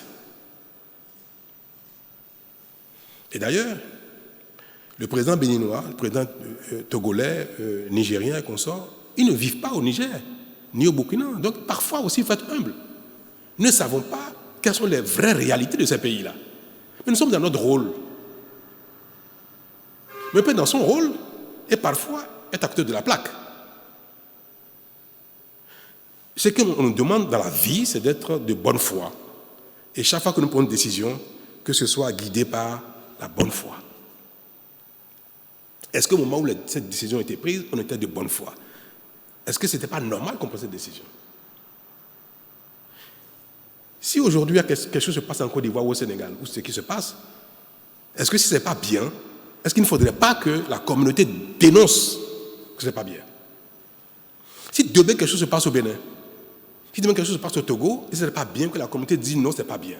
Nous sommes dans notre rôle en disant ce n'est pas bien, il faut corriger, il ne faut pas que ça continue. Mais quand les peuples, la nature, la vie ou le sort, parfois nous imposent quelque chose, il faut être responsable, c'est celui qui sait prendre acte, constater que, malgré sa bonne foi, les choses ne se passent pas comme il souhaite, et dit bon, il faut tenir compte de ça. Et on a passé ce message au Niger. Je l'ai fait à titre personnel. On dit le moment est arrivé où nous devons dire, bon, maintenant, trêve des discussions, des relances, des recommandations, des sanctions et consorts. Dites-nous les ce que vous voulez, on va vous accompagner. J'ai dit, moi, personnellement, je suis prêt, au sein de la conférence des chefs d'État, à défendre la position qui est la mienne aujourd'hui en disant, le moment est arrivé pour qu'on fasse trêve de tout ça et qu'on repart de zéro et qu'on prenne acte de ce qui se passe. Et si les autorités nigériennes nous disent ce qu'ils veulent.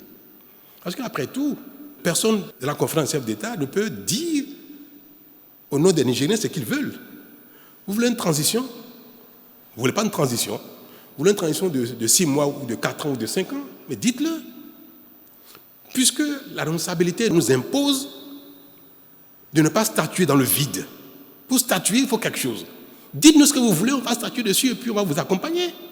Parce que le peuple du Niger est en difficulté avec ces sanctions-là depuis. On n'a pas reçu de réponse. Peut-être qu'eux-mêmes, ils sont en train de discuter entre eux, ils n'ont pas encore une idée claire de ce qu'ils vont faire. Mais même quand c'est ainsi, dites-nous, écoutez, dans 3 mois, dans 6 mois, dans 1 an, on vous dira quel va être le modèle. Aujourd'hui, on ne sait rien, on ne sait pas si vous savez quelque chose de ce qui va se faire au Niger.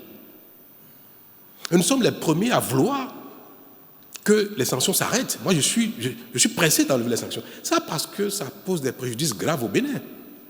Non. Et je veux que les Béninois le sachent, ça. Ça cause des préjudices au Bénin, c'est sûr. Mais ça cause plus de préjudices au Niger qu'au Bénin. Nos frères nigériens souffrent plus que nous de ce qui se passe. Et ce sont nos frères et sœurs. Donc il est temps pour nous de lever ces mesures-là qui n'étaient pas destinées à durer.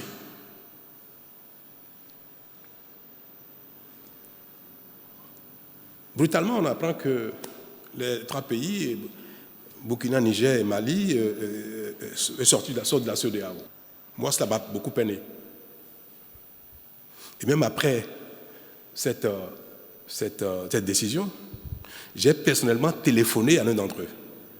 J'ai parlé au téléphone avec un des 3 présidents. À un moment donné, il faut tout dire. Et je lui ai dit, c'est pas bien. Les peuples ne nous ont pas élus pour les diviser. Moi, j'ai été élu au Bénin. Vous, vous êtes en fonction depuis dans votre pays.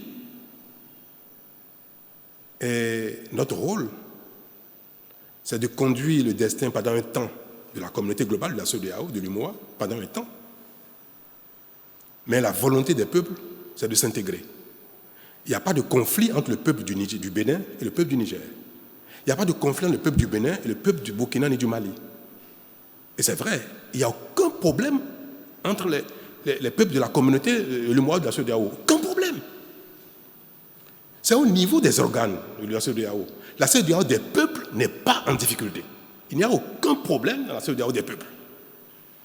C'est au niveau de la conférence des chefs d'État, au niveau de la commission de la CEDEAO aussi bien de l'UMOA qu'il y a un problème. Parce que ceux-là sont en charge de veiller au respect des règles par notamment les autorités de ces pays-là.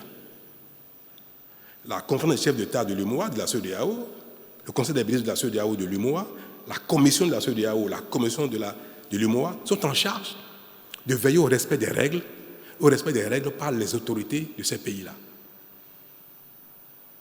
Et personne n'a dit que le peuple burkinabé, nigérien ou malien ou guinéen a fait quelque chose de contraire aux règles. Non. C'est au niveau des responsables. Donc, s'il y a un problème au niveau des responsables, et que leurs homologues, leurs pairs, ont constaté, on dit non, c'est pas bien, c'est pas conforme aux règles. Ne faites plus ça. Si on ne s'entend pas que ça génère un conflit entre nous, des heurts même entre nous, des bagarres entre nous, ce n'est pas l'affaire des peuples. Donc, si même ces conflits, ces différends persistent, il ne faut pas que ça aboutisse à la division des peuples. Moi, je conçois que les présidents du Niger, du Burkina disent à un moment donné, on suspend notre participation aux organes de ces institutions-là. Ça se comprendrait. Mais dire que je veux détacher le peuple burkinabé, malien, nigérien du peuple béninois, togolais, sénégalais, qu'on soit. Le problème, c'est pas entre les peuples. Or, ces décisions qu'ils ont prises sont des décisions qui séparent les peuples. Et ça, c'est pas normal. Et c'est pour ça que moi, celui à qui j'ai parlé, j'ai dit, ça allait trop loin. Nous allons trop loin, là. Il faut qu'on se revoie et qu'on dise, bon, allez, quoi qu'il se passe, quel que soit ce qui s'est passé, à la terre, on arrête tout et puis on préserve l'essentiel qui est la communauté des peuples. Ce qui est reproché aux uns aux autres, ce qui se fait, les sanctions, tout ce qui se passe, est mineur par rapport à l'intérêt des peuples, à la communauté des peuples, c'est mineur. Donc il faut regarder ce qui est important, ce qui est majeur, à un moment donné, et laisser tomber ce qui n'est pas plus important que l'intérêt des peuples. Donc ma position aujourd'hui, et si j'ai l'occasion de l'exprimer au sein de la conférence des chefs d'État, je le dirai, c'est qu'il faut tout laisser tomber. Que veulent les Maliens? C'est OK. Que veulent les Burkinabés? C'est OK. Que veulent les Nigériens? C'est OK pour que cette décision de séparer les peuples n'aille pas plus loin que l'intention ou que la déclaration. On peut le dire, revenir. Moi, c'est ma position, c'est mon souhait, et c'est ce que je dirais haut et fort partout. Dire que pour arriver à la division des peuples, s'il faut arriver à la division des peuples, alors là, non. Donc ça va bien au-delà du cas du Niger, ça concerne tous les 3 pays qui aujourd'hui, je ne dis pas les pays, les responsables des pays qui sont en mal avec les responsables des autres membres de ces organes-là, parce que ce n'est pas contre les peuples qu'ils ont un problème, c'est entre nous. Moi, Patrice Talon, dans mon mandat qui est en cours au Bénin, je voudrais bien que les autorités béninoises m'accompagnent dans cette démarche, que le peuple béninois m'accompagne dans cette démarche pour dire qu'il faut revenir à la case départ et laisser tout tomber pour préserver la CEDEAO des peuples, préserver l'UMOA des peuples qui ne sont pas en conflit, au contraire, qui nous demandent qu'à vivre ensemble, et que, quel que soit ce qui s'est passé, qui a tort ou qui a raison, cela importe peu désormais. C'est ça ma position. Et je voudrais que les autorités nigériennes, burkinabées et maliennes m'entendent. Et je pense que ma position ne manquerait pas d'être partagée par les autres chefs d'État pour qu'on fasse la paix dans les organes pour préserver la paix entre les peuples.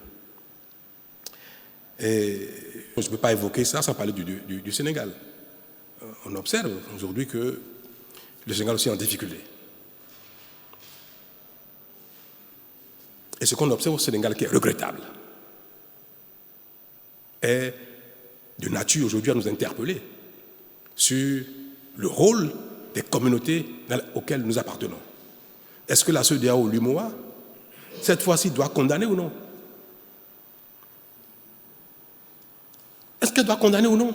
Quand on condamne, on dit qu'il ne faut pas condamner. Quand on sanctionne, on dit qu'il ne faut pas sanctionner. Il faut faire quoi? On va dire, oui, mais si vous avez condamné ici, vous devez condamner là. D'accord, on l'a fait. Après le Mali, la Guinée, le Burkina, on l'a fait. On dit, bon, 1, 2 fois. Parce que vous savez que le Burkina n'a pas été sanctionné. Du tout. Mais le Niger, oui, parce qu'on a dit, à un moment donné, trop c'est trop. Ce trop c'est trop là continue. Il y a encore un trop qui vient dessus. Il faut faire quoi? Est-ce que la CEDEAO doit condamner? Dire non, ce n'est pas admissible. Non, revenir en arrière. Non, si ce n'est pas fait, voilà les sanctions. On va dire, mais il n'a pas vu ce qui passe au Niger. On l'a fait au Niger. Voilà là où c'est en train de nous amener. Donc, moi, je suis perdu un peu. Je suis perdu. Mais qu'est-ce qu'il faut faire? Si on regarde ce qui s'est passé dans les 4 pays et ce que nous avons pris comme décision, ce que ça a donné, qu'est-ce que nous devons faire aujourd'hui si demain quelque chose se passe encore dans un autre pays comme le Bénin? Ça se passe en Côte d'Ivoire, au Togo, en Guinée-Bissau, on fait quoi? Et c'est là aussi que j'interpelle les médias, j'interpelle le peuple, nos peuples, pour dire, mais parfois, dites-nous ce qu'il faut faire. Moi, j'ai entendu mes populations, majoritairement, dire qu'il ne faut pas sanctionner le Niger.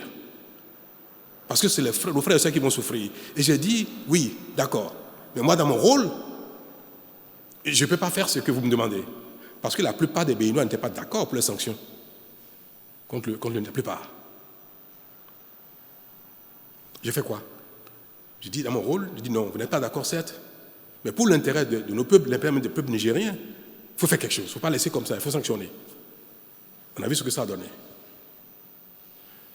On est en train de voir que est-ce qu'on n'a pas eu tort d'être allé jusque-là. Quand ça se passe ailleurs, on fait quoi? Est-ce que désormais nous devons considérer que les problèmes politiques, les problèmes de démocratie, de liberté, de droits de l'homme et consorts, dans les pays de la communauté, ce n'est pas l'affaire de la communauté? Peut-être que nous devons finir par en arriver là. Si demain il y a un coup d'État ici ou là, il y a mise en cause des droits humains, remise en cause des droits fondamentaux autant que politiques et consorts, qu'il y a un coup d'État ici et là, peut-être qu'à l'avenir on devrait dire ça relève de la souveraineté exclusive des pays et que la CEDEAO ou le MOA ne doivent pas se prononcer là-dessus. Peut-être. Donc moi j'aimerais bien que, si je pouvais faire un référendum, je le ferais pour demander aux uns aux autres, aux intellectuels, à la masse, aux acteurs politiques, est-ce que le Bénin doit plaider au niveau de ces institutions, au niveau de ces communautés, pour qu'on enlève de nos missions, on enlève des prérogatives des institutions, ce fait d'être le garant de la démocratie, le garant des libertés, le garant des droits fondamentaux. C'est le fait d'être garant qui amène les positions que nous adoptons et qui causent ces problèmes-là et qui sont décriés à un moment donné. Est-ce que, je vous pose la question, vous qui êtes dans la masse, qui relayez les opinions des uns des autres, est-ce qu'il ne faudrait pas qu'à l'avenir, aux prochaines réunions de la CEDEAO de l'UEMOA, que le Bénin dise, il faut enlever de nos missions le fait d'être garant de la démocratie. Le fait que la CEDEAO doit être garante des libertés et des droits fondamentaux. Moi, c'est à cela que je voudrais que mon peuple m'éclaire, que la classe politique m'éclaire pour savoir quelle position je dois défendre prochainement dans les réunions. Mais si on dit non, il faut qu'on continue d'être garant, mais être garant, c'est veiller à ce que ça ne se passe pas. Que si ça se passe, il faut sanctionner. Il faut contraindre à revenir à l'état, ça veut dire être garant.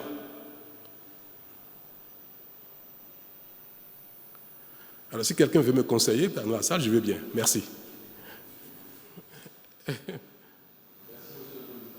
Est-ce qu'aujourd'hui, il y a beaucoup de tumultes dans la sous-région et est-ce qu'il ne faut pas refonder les instances sous-régionales et pour aller, parce que même l'intégration n'a pas abouti, ne serait-ce que par voie terrestre aujourd'hui, un Béninois qui va au Togo, au Ghana, est obligé d'accomplir des formalités qui, en principe, il ne devrait pas accomplir. Est-ce qu'il n'y a pas, vous êtes encore en mission, est-ce qu'il faut, vous êtes réformateur, est-ce que vous ne pouvez pas prendre l'initiative d'aller à la refonte, à refonder, impulser une refonte au sein de la communauté? Et puisque j'ai le micro, je voudrais... vous allez continuer. La question elle est très importante. Et je pensais à quelque chose quand vous parliez, je voudrais bien que vous veuillez que je vous donne ma position là-dessus. Nous avons un idéal, l'intégration des peuples, sur tous les plans, économique, social, monétaire, tout ça. L'intégration la plus aboutie, après on saute les frontières, tout ça, et puis une libre circulation des personnes et des biens. C'est notre idéal qui a été fixé. Mais au départ, l'ayant fixé, on savait très bien que ça ne se fait pas du jour au lendemain. On le savait très bien. Quand la CEDEAO a été créée, personne n'avait l'illusion que dès la signature, dès la ratification par les pays, que le lendemain, l'intégration allait atteindre sa forme maximum. On le savait très bien. Le temps est passé. 20 ans, 30 ans, 40 ans derrière nous. Mais là où nous sommes arrivés, ce n'est pas satisfaisant. On n'est pas allé très loin par rapport à ce qu'on aurait pu faire en tant d'années, en tant de décennies. C'est ça le constat. C'est que le temps qui est passé est long, nous n'avons pas fait grand-chose. On a fait de petites choses quand même. L'UEMOA est la communauté financière et économique la plus enviée de toute l'Afrique. La CEDEAO, pas moins. Vous savez que même les pays comme le Maroc ont demandé à intégrer la CEDEAO. Certains sont sortis, sont revenus. Parce que nous faisons de tout petits pas, mais pas de grands pas. On ne peut pas dire que c'est un échec. On va dire qu'on n'a pas fait assez. L'Union européenne a mis du temps pour arriver là où ils sont aujourd'hui. Donc, tout ce qui... Même entre deux personnes qui s'aiment, très amoureux, si vous découvrez coup de fou, vous mariez le lendemain, ça peut mal se passer. Il y a un temps pour aller dans l'union, pour que l'union soit totale.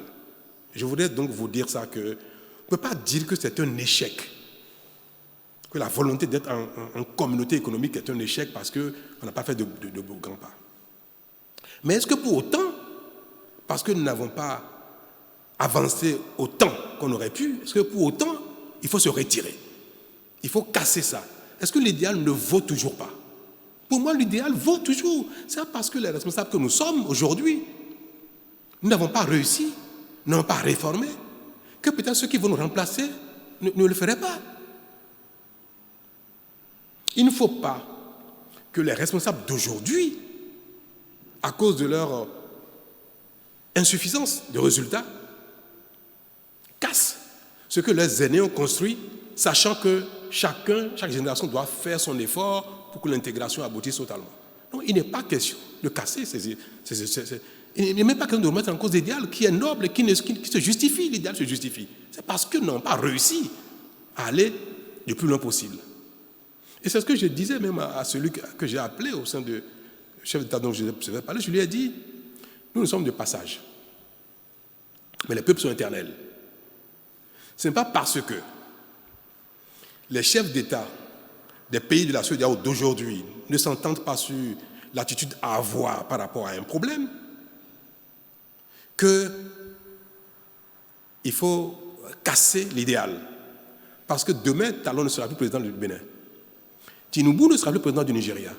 Ouattara ne sera plus président de la Côte d'Ivoire. Faure ne sera plus président du Togo. Nous sommes de passage. Les dirigeants sont de passage. Dans quelques années, tout ce monde sera parti. D'autres seront là. Il faut préserver l'unité des peuples, le temps que des dirigeants plus éclairés, plus efficaces, viennent continuer l'œuvre qui a été accomplie à peine. Ce que moi, je n'ai pas réussi, je n'ai pas à casser le Bénin parce que je n'ai pas réussi. Je vais partir, celui qui viendra après va mieux faire que moi pour aller plus loin que par rapport aux attentes des populations. C'est l'humilité qui est demandée aux dirigeants que nous sommes, que nos insuccès, nos souffrances, nos frustrations du jour ne remettent pas en cause l'essentiel qui est les intérêts du peuple. Il faut que nous soyons patients et qu'on fasse confiance aux générations à venir pour faire mieux, pour réparer, pour construire davantage ce qui est de notre mission et que nous n'avons pas réussi à faire. Donc c'est pour dire qu'il y a peut-être lieu de revoir le contenu des prérogatives des organes. Je fais la nuance. Les prérogatives des organes de ces institutions-là. La conférence des chefs d'État, est-ce qu'elle devrait, à l'avenir, tout en maintenant l'idéal de la CEDEAO, est-ce que la conférence des chefs d'État doit aller jusqu'à sanctionner un régime qui serait arrivé par des moyens non convenus? Est-ce qu'il faut aller jusqu'à sanctionner? Est-ce que la conférence, le conseil des ministres de la CEDEAO de l'UEMOA doit aller jusqu'à faire telle chose? Donc, nous pouvons voir quels sont les amendements qu'il faut apporter, peut-être pour ces temps-ci, quitte à ce que les générations à venir, peut-être les réintroduisent. Mais il y a lieu à une réflexion, sans aller jusqu'à faire un constat d'échec et dire on laisse tomber, chacun fait son chemin tranquillement, le Bénin fait son chemin. Non, ce n'est pas bon. ne sais pas si je peux enclencher avec une préoccupation nationale relativement à la nomination des conseillers, des ministres conseillers, qui, de mon point de vue, et cet avis est partagé par beaucoup de conseillers, déroge à une dynamique que vous aviez impulsée, à savoir de collaborer avec un nombre succinct de ministres. Est-ce que vous rompez avec une dynamique de la rupture?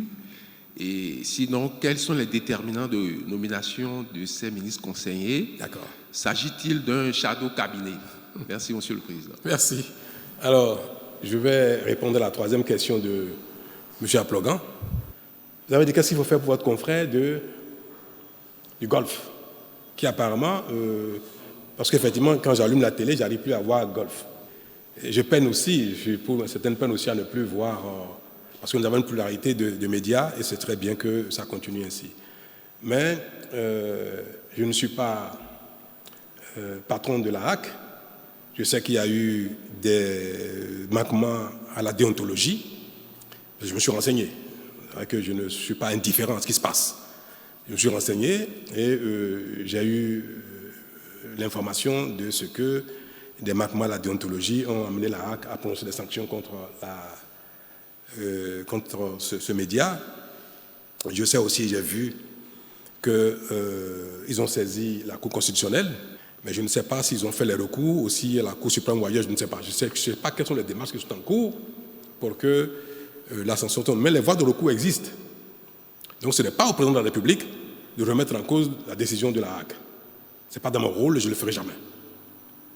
Mais je pense que, j'espère que votre confrère va exercer les moyens de recours dont il dispose pour que cela se règle assez vite.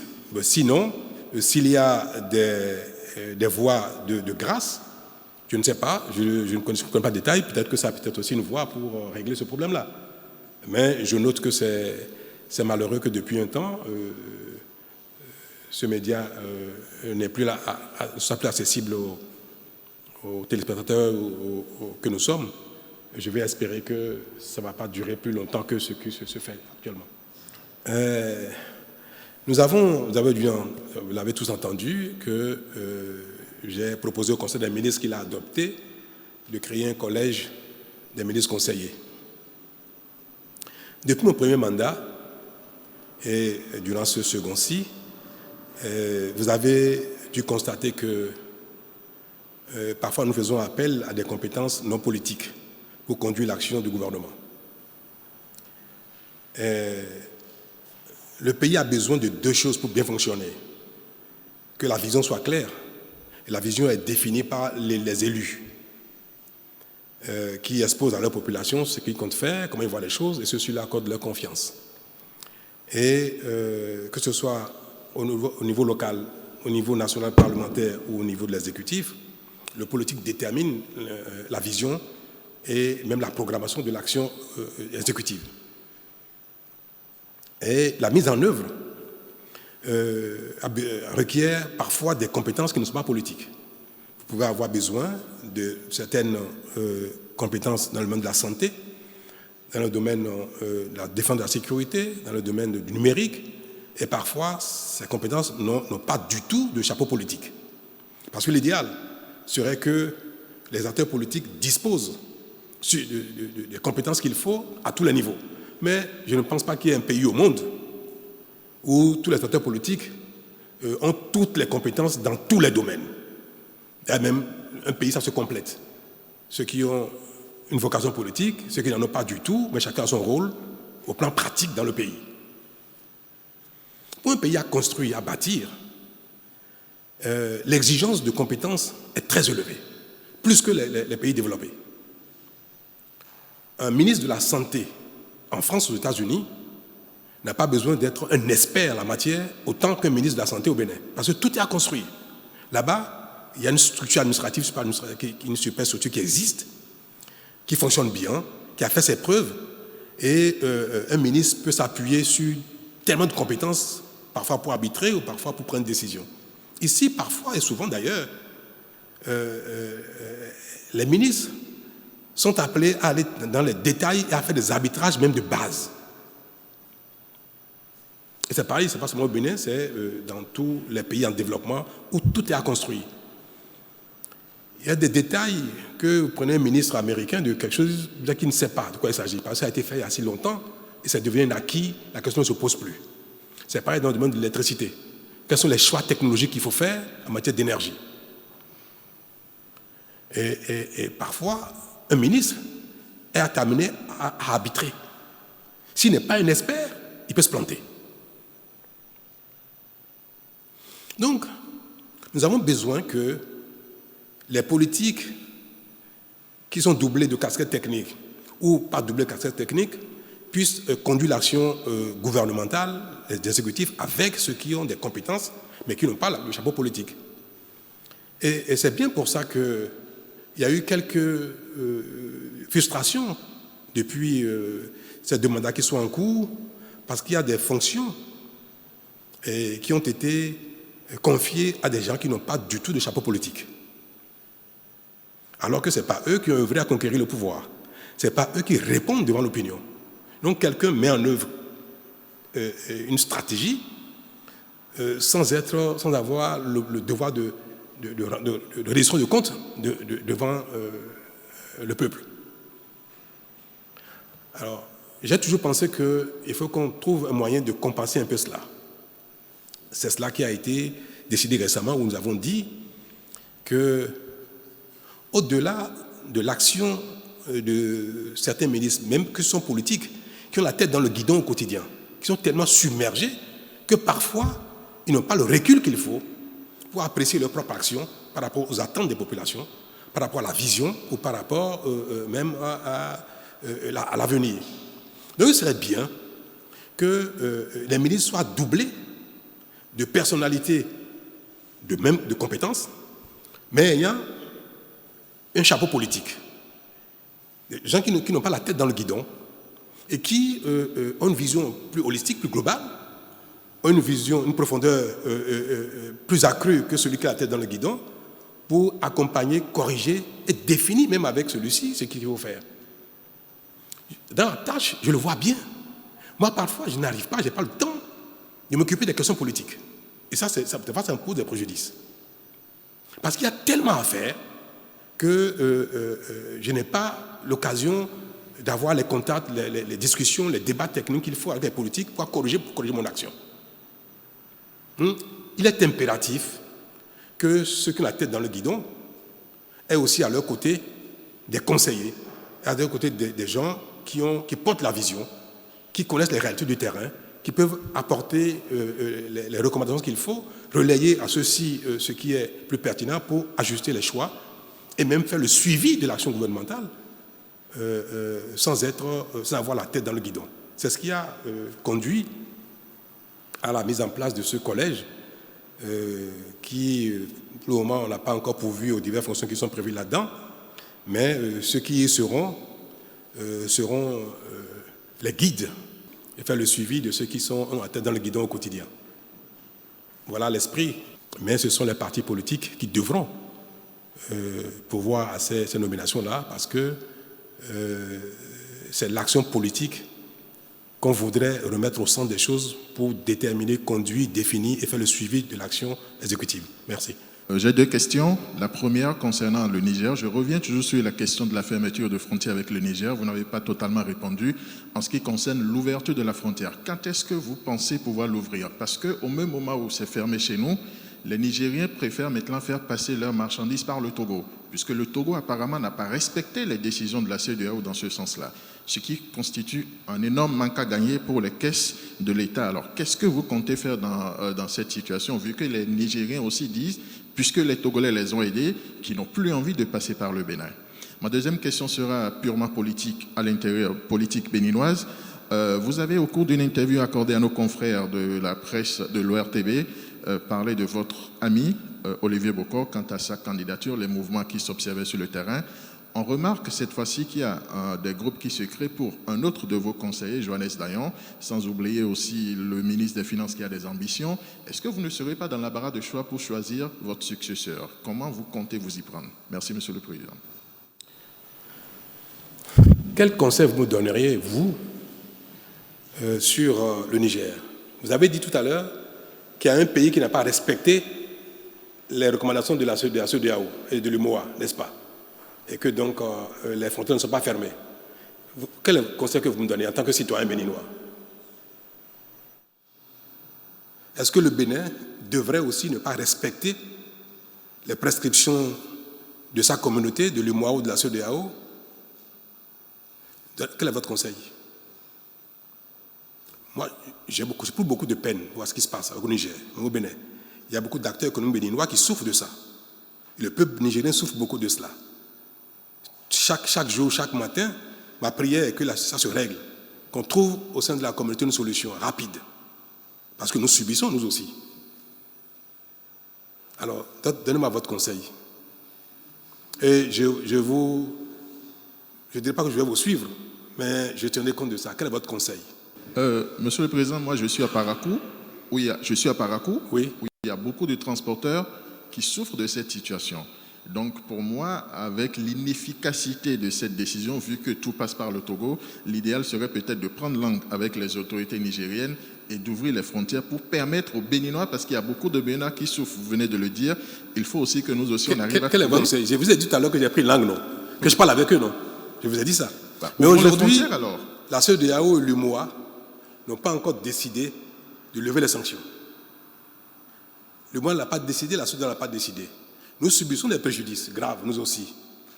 Alors, votre conseil, c'est que le Bénin, également, ne respecte pas les décisions. C'est de voir les intérêts du Bénin aussi. Quels sont les intérêts du Bénin dans ces conditions? Et là, vous pouvez Mais j'ai dit la même chose. Du fait de nos intérêts, il ne faut pas que le Bénin respecte les décisions de la CEDEAO et de l'UMOA, en raison de nos intérêts. Ah, vous n'avez pas dit ça? D'accord. Vous voyez, oui, monsieur Sounoubou. Pour des intérêts du Bénin, justement, vous fassiez pression sur vos pairs pour qu'une décision, justement, en faveur de l'ouverture rapide des frontières ait été prise. Parce que vous-même, vous êtes plein de la durée par trop de ces sanctions qui ont pénalisé plus le peuple que, justement, ces dirigeants-là. Merci. Et c'est ce que je fais déjà. Bon, je n'ai pas dit... Lisez entre les lignes, comprenez entre les mots ce qui est dit à moitié, peut-être compris entièrement. Mais je n'ai pas à vous dire là, qui suis-je, moi, pour faire pression sur les présidents des autres pays et le dire que je fais pression sur les présidents, que je plaide. J'ai tout à l'heure le mot plaider. J'ai utilisé le mot plaider, et c'est mon rôle ça. Je n'ai pas les moyens de faire pression sur qui que ce soit, mais je peux plaider. C'est ce que je fais déjà d'ailleurs. Et je vais espérer, je l'ai dit tout à l'heure, lisez ça entre les lignes, il a dit que j'espère que ça va se faire très vite, qu'on va prendre une décision. Mais le Bénin n'est plus du genre à ne pas respecter, même à l'intérieur de notre pays. Si chacun de vous, chacun doit, au gré de son intérêt, ne pas respecter les règles de la communauté béninoise, est-ce que ce serait bien? Vous voulez que moi je vous dise que le Bénin ne respectera pas, à cause de ses intérêts, les prescriptions de notre communauté commune? Alors demain vous me direz, Monsieur le Président, à cause de mes intérêts, moi, en raison de mes intérêts propres, je ne veux plus respecter une telle disposition, une telle règle du Bénin. Et vous aurez raison, puisque moi, je donne l'exemple. Mais moi, je parle du Togo, je parle du président du Togo. Le Bénin parle du Togo. Chacun fait ce qu'il veut.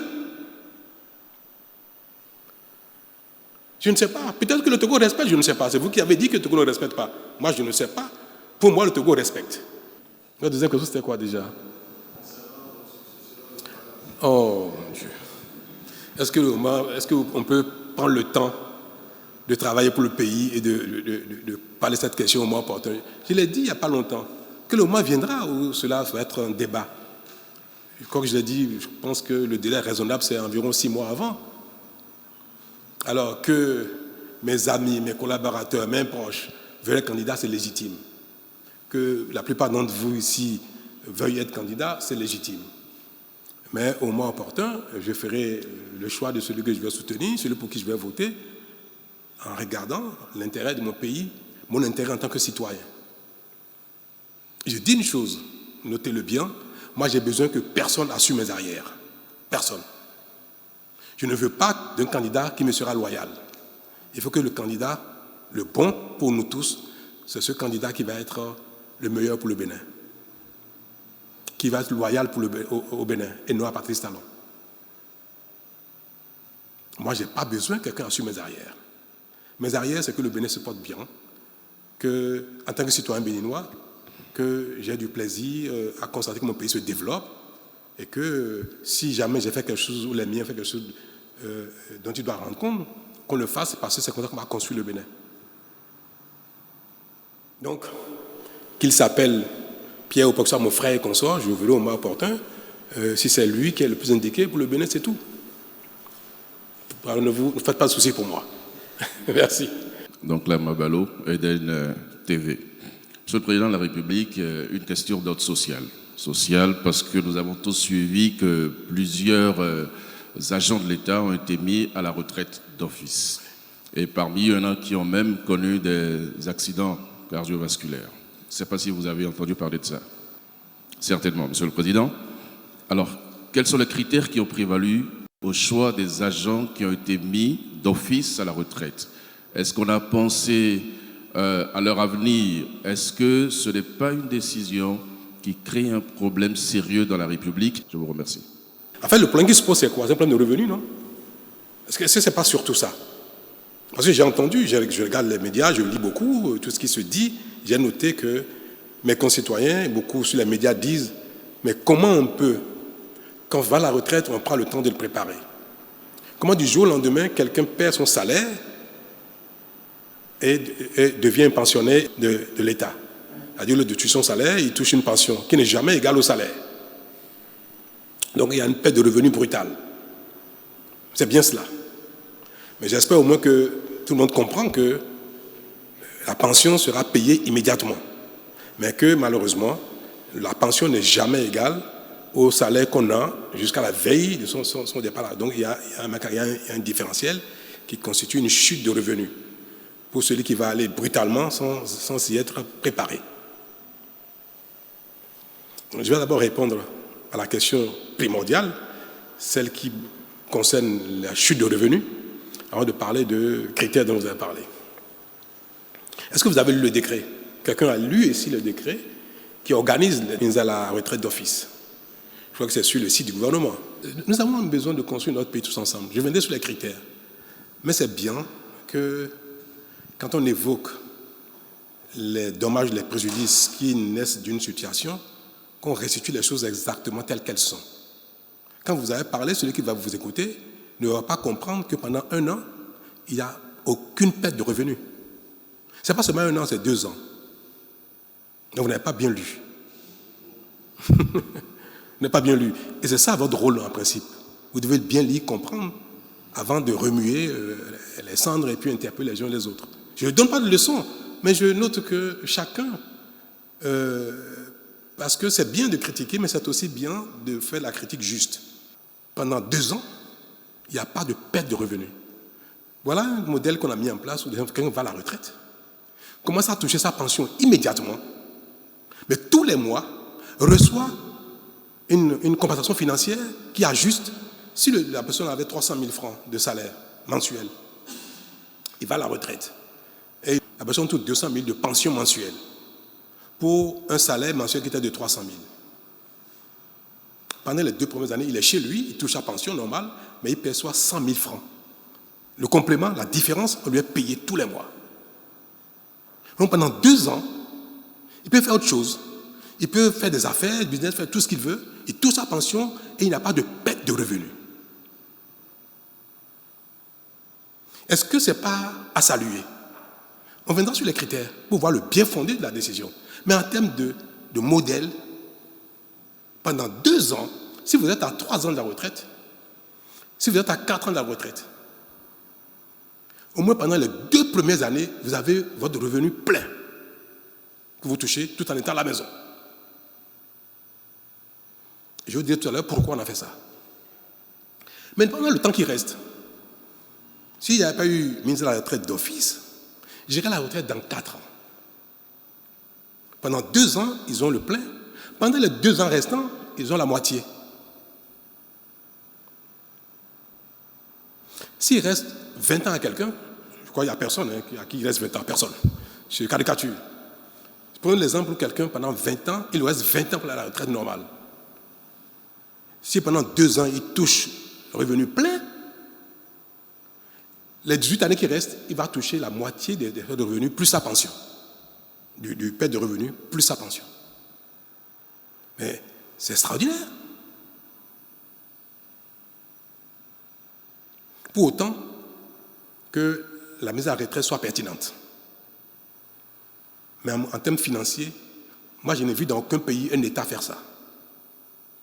Quand même, la mise à retraite d'office n'est pas quelque chose que le Bénin a inventé. C'est pour vous dire, chers amis, que tous ceux qui sont concernés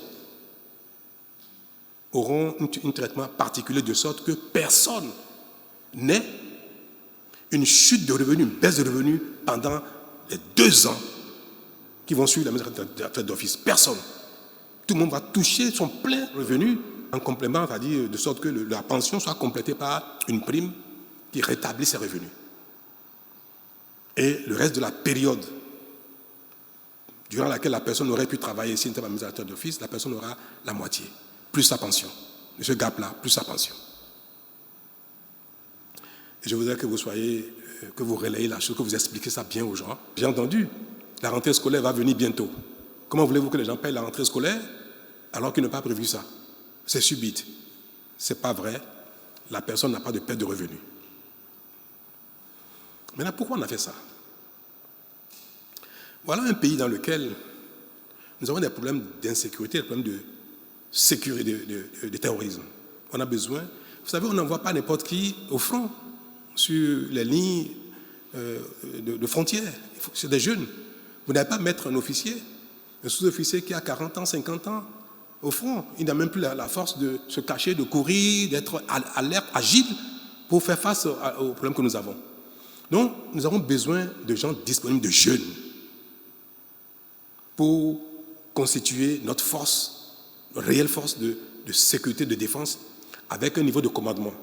Les officiers, les sous-officiers, ceux qui sont à un certain âge, commandent les jeunes. Donc, il y a ce qu'on appelle la pyramide des forces de sécurité et de défense. Le plus grand nombre, ce sont les jeunes, qui sont forts, vaillants, agiles, qui sont encore la force de l'âge, pour être dans les quartiers, pour rester au soleil. Vous ne mettez pas quelqu'un de 50 ou 60 ans au soleil pour réguler la circulation, pour poursuivre un voyou. Le plus grand nombre, ce sont les jeunes.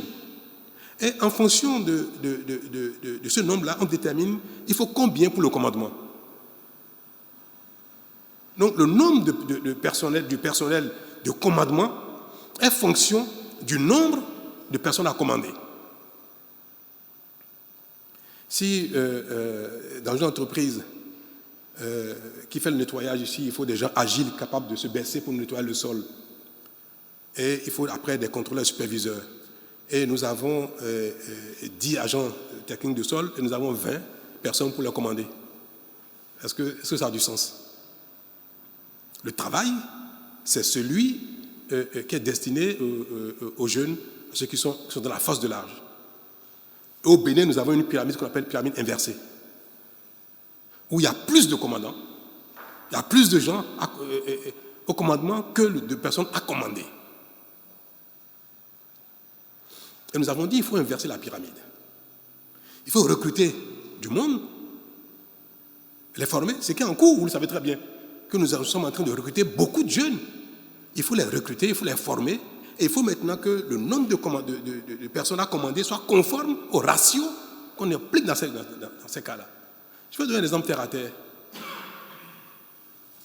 Un commissariat ne peut être commandé que par un commissaire de police.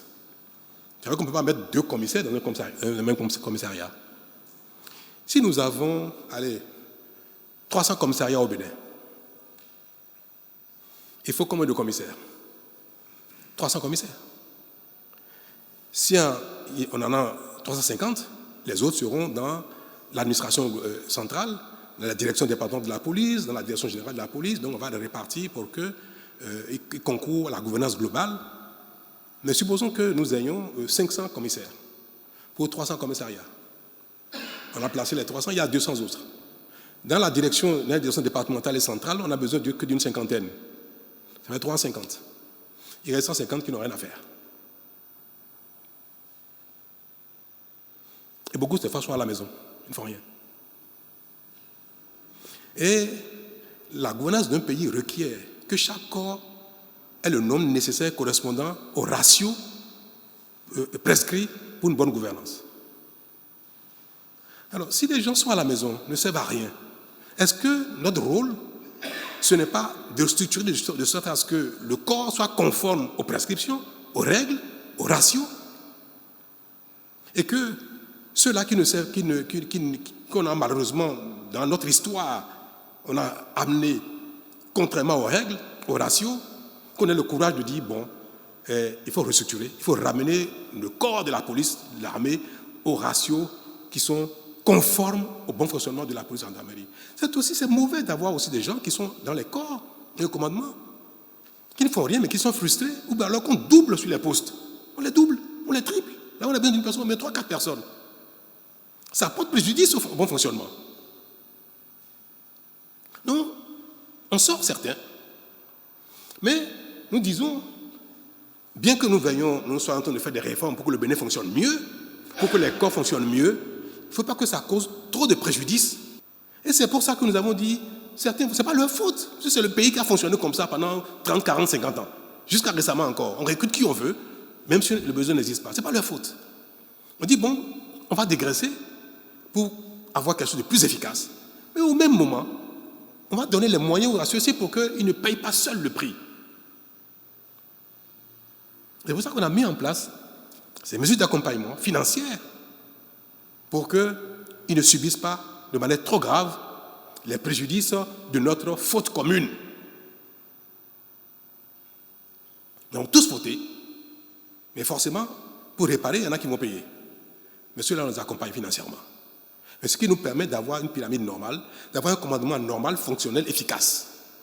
Pour que notre armée, moi j'ai l'ambition que partout dans nos villes, les gens puissent sortir à minuit, 1h du matin, 5h du matin, être tranquilles. Que les gens puissent circuler librement. Que bientôt, que plus personne ne dépasse pas la droite sur nos voies. Que personne ne brûle les feux. Et pour ça, il faut du monde. Il faut des jeunes. Il y a encore beaucoup de besoins à satisfaire. Et nous sommes en train de recruter pour satisfaire ces besoins-là. Mais il faudrait que ce soit dans un corps sain. Le corps de la police et de l'armée doit être sain. Donc, avec une pyramide normale, les ratios normaux et un commandement efficace. C'est pour ça que nous avons fait les calculs et nous avons sorti les ratios. Et tout le monde le sait que pour 1000 militaires, il faut combien de sous-officiers, combien de sous-officiers, combien de sous-officiers supérieurs. Tout ça est connu. Donc, c'est en appliquant la pyramide et les ratios recommandés qu'il faut sortir des gens. Alors, on a regardé. Moi, je ne suis pas militaire, mais je suis le chef de l'armée. On a regardé, j'ai mis des commissions en place pour identifier qui commence à avoir des insuffisances au niveau physique, qui commence à avoir des insuffisances au niveau santé, qui, dans les notations, a moins de mérite que d'autres. Vous savez aussi que, je vous le dis, il y a des gens qui n'ont pas de problème physique qu'on sort, mais qui sont moins disponibles. Qui, depuis quelque temps, n'a plus été au commandement. Ce n'est pas sa faute, mais c'est le sort. Et qui, depuis des années, a perdu la main. S'il y a deux, dont l'un est au commandement. Il a la chance d'être au commandement, nommé au commandement, et il joue dans son rôle. Il y a un autre, pareil que lui, même gradé qu'on sort, mais lui, depuis 3 ans, il est à la maison. Malheureusement. Je ne sais pas pour quelle raison. S'il ne doit partir entre les deux, c'est qui? Il y a des choix difficiles, il faut faire ces choix-là. Celui qui est actif, qui est dans le mouvement, comme on dit, si quelqu'un doit partir, lui, il est préservé. C'est celui qui, depuis 2 ou 3 ans, est désactivé, qui malheureusement va partir. Donc, c'est des choix difficiles, pénibles, que les responsables font avec beaucoup de souffrance, mais qui sont nécessaires pour la bonne marche du pays. On ne peut pas vouloir se développer sans sacrifice. C'est impossible. Si on veut tout préserver, nos acquis, nos travers, nos faiblesses, nos souffrances, on veut tout préserver, le Bénin ne se développera jamais. Et nos enfants, nos petits-enfants, nos arrière-petits-enfants vont subir les mêmes sorts que nous. Ce n'est pas avec plaisir, ça fait longtemps qu'il fallait le faire. Ce n'est pas un plaisir pour moi de dépenser l'argent de l'État pour payer des gens à la maison. Ce n'est pas un plaisir pour moi d'envoyer des pères de famille à la retraite d'office parce que je sais très bien que celui qui va à la retraite, c'est comme s'il était en déchéance. Mais ce n'est pas le cas. Aucun dirigeant ne peut faire ces choses-là avec plaisir. Ça n'existe pas. Tout le monde veut plaire. Moi qui suis, j'aime plaire aussi, j'aime plaire. Je voudrais plaire à tout le monde. Je voudrais plaire à mes concitoyens, aux uns aux autres. Que quand je passe, on dit, oh, il est gentil, il est beau, il est ceci, il est ceci, on va m'embrasser, on va me dire merci, comme ça. J'aimerais pas que quand je passe, on me dise, regardez-moi ce méchant-là. J'aimerais pas ça. Je ne suis pas maso. Qui n'est pas sensible à l'amour des autres? Qui n'est pas sensible à ça? Mais notez bien que j'aime plaire moi aussi. Et je voudrais bien plaire à tous mes concitoyens si je pouvais le faire. Mais ce serait contraire à la mission qu'on m'avait confiée. Parce que je ne m'avais pas élu pour plaire. On m'avait élu pour régler les problèmes qui se posent au Bénin. Y compris même les problèmes difficiles. Y compris les réformes difficiles. C'est ce plaire-là qui m'observe, que je voudrais pouvoir observer à la fin. Ce fut dur pour lui, mais il a essayé. Ce fut compliqué pour lui, mais il a essayé. On lui a craché dessus, on l'a insulté, on l'a jeté la pierre, mais à la fin on va dire quand même chapeau. Donc je fais un sale boulot. Hein. C'est le sale job, je le fais. Mais je sais que l'histoire reconnaîtra que je l'ai fait pour l'intérêt commun. Merci.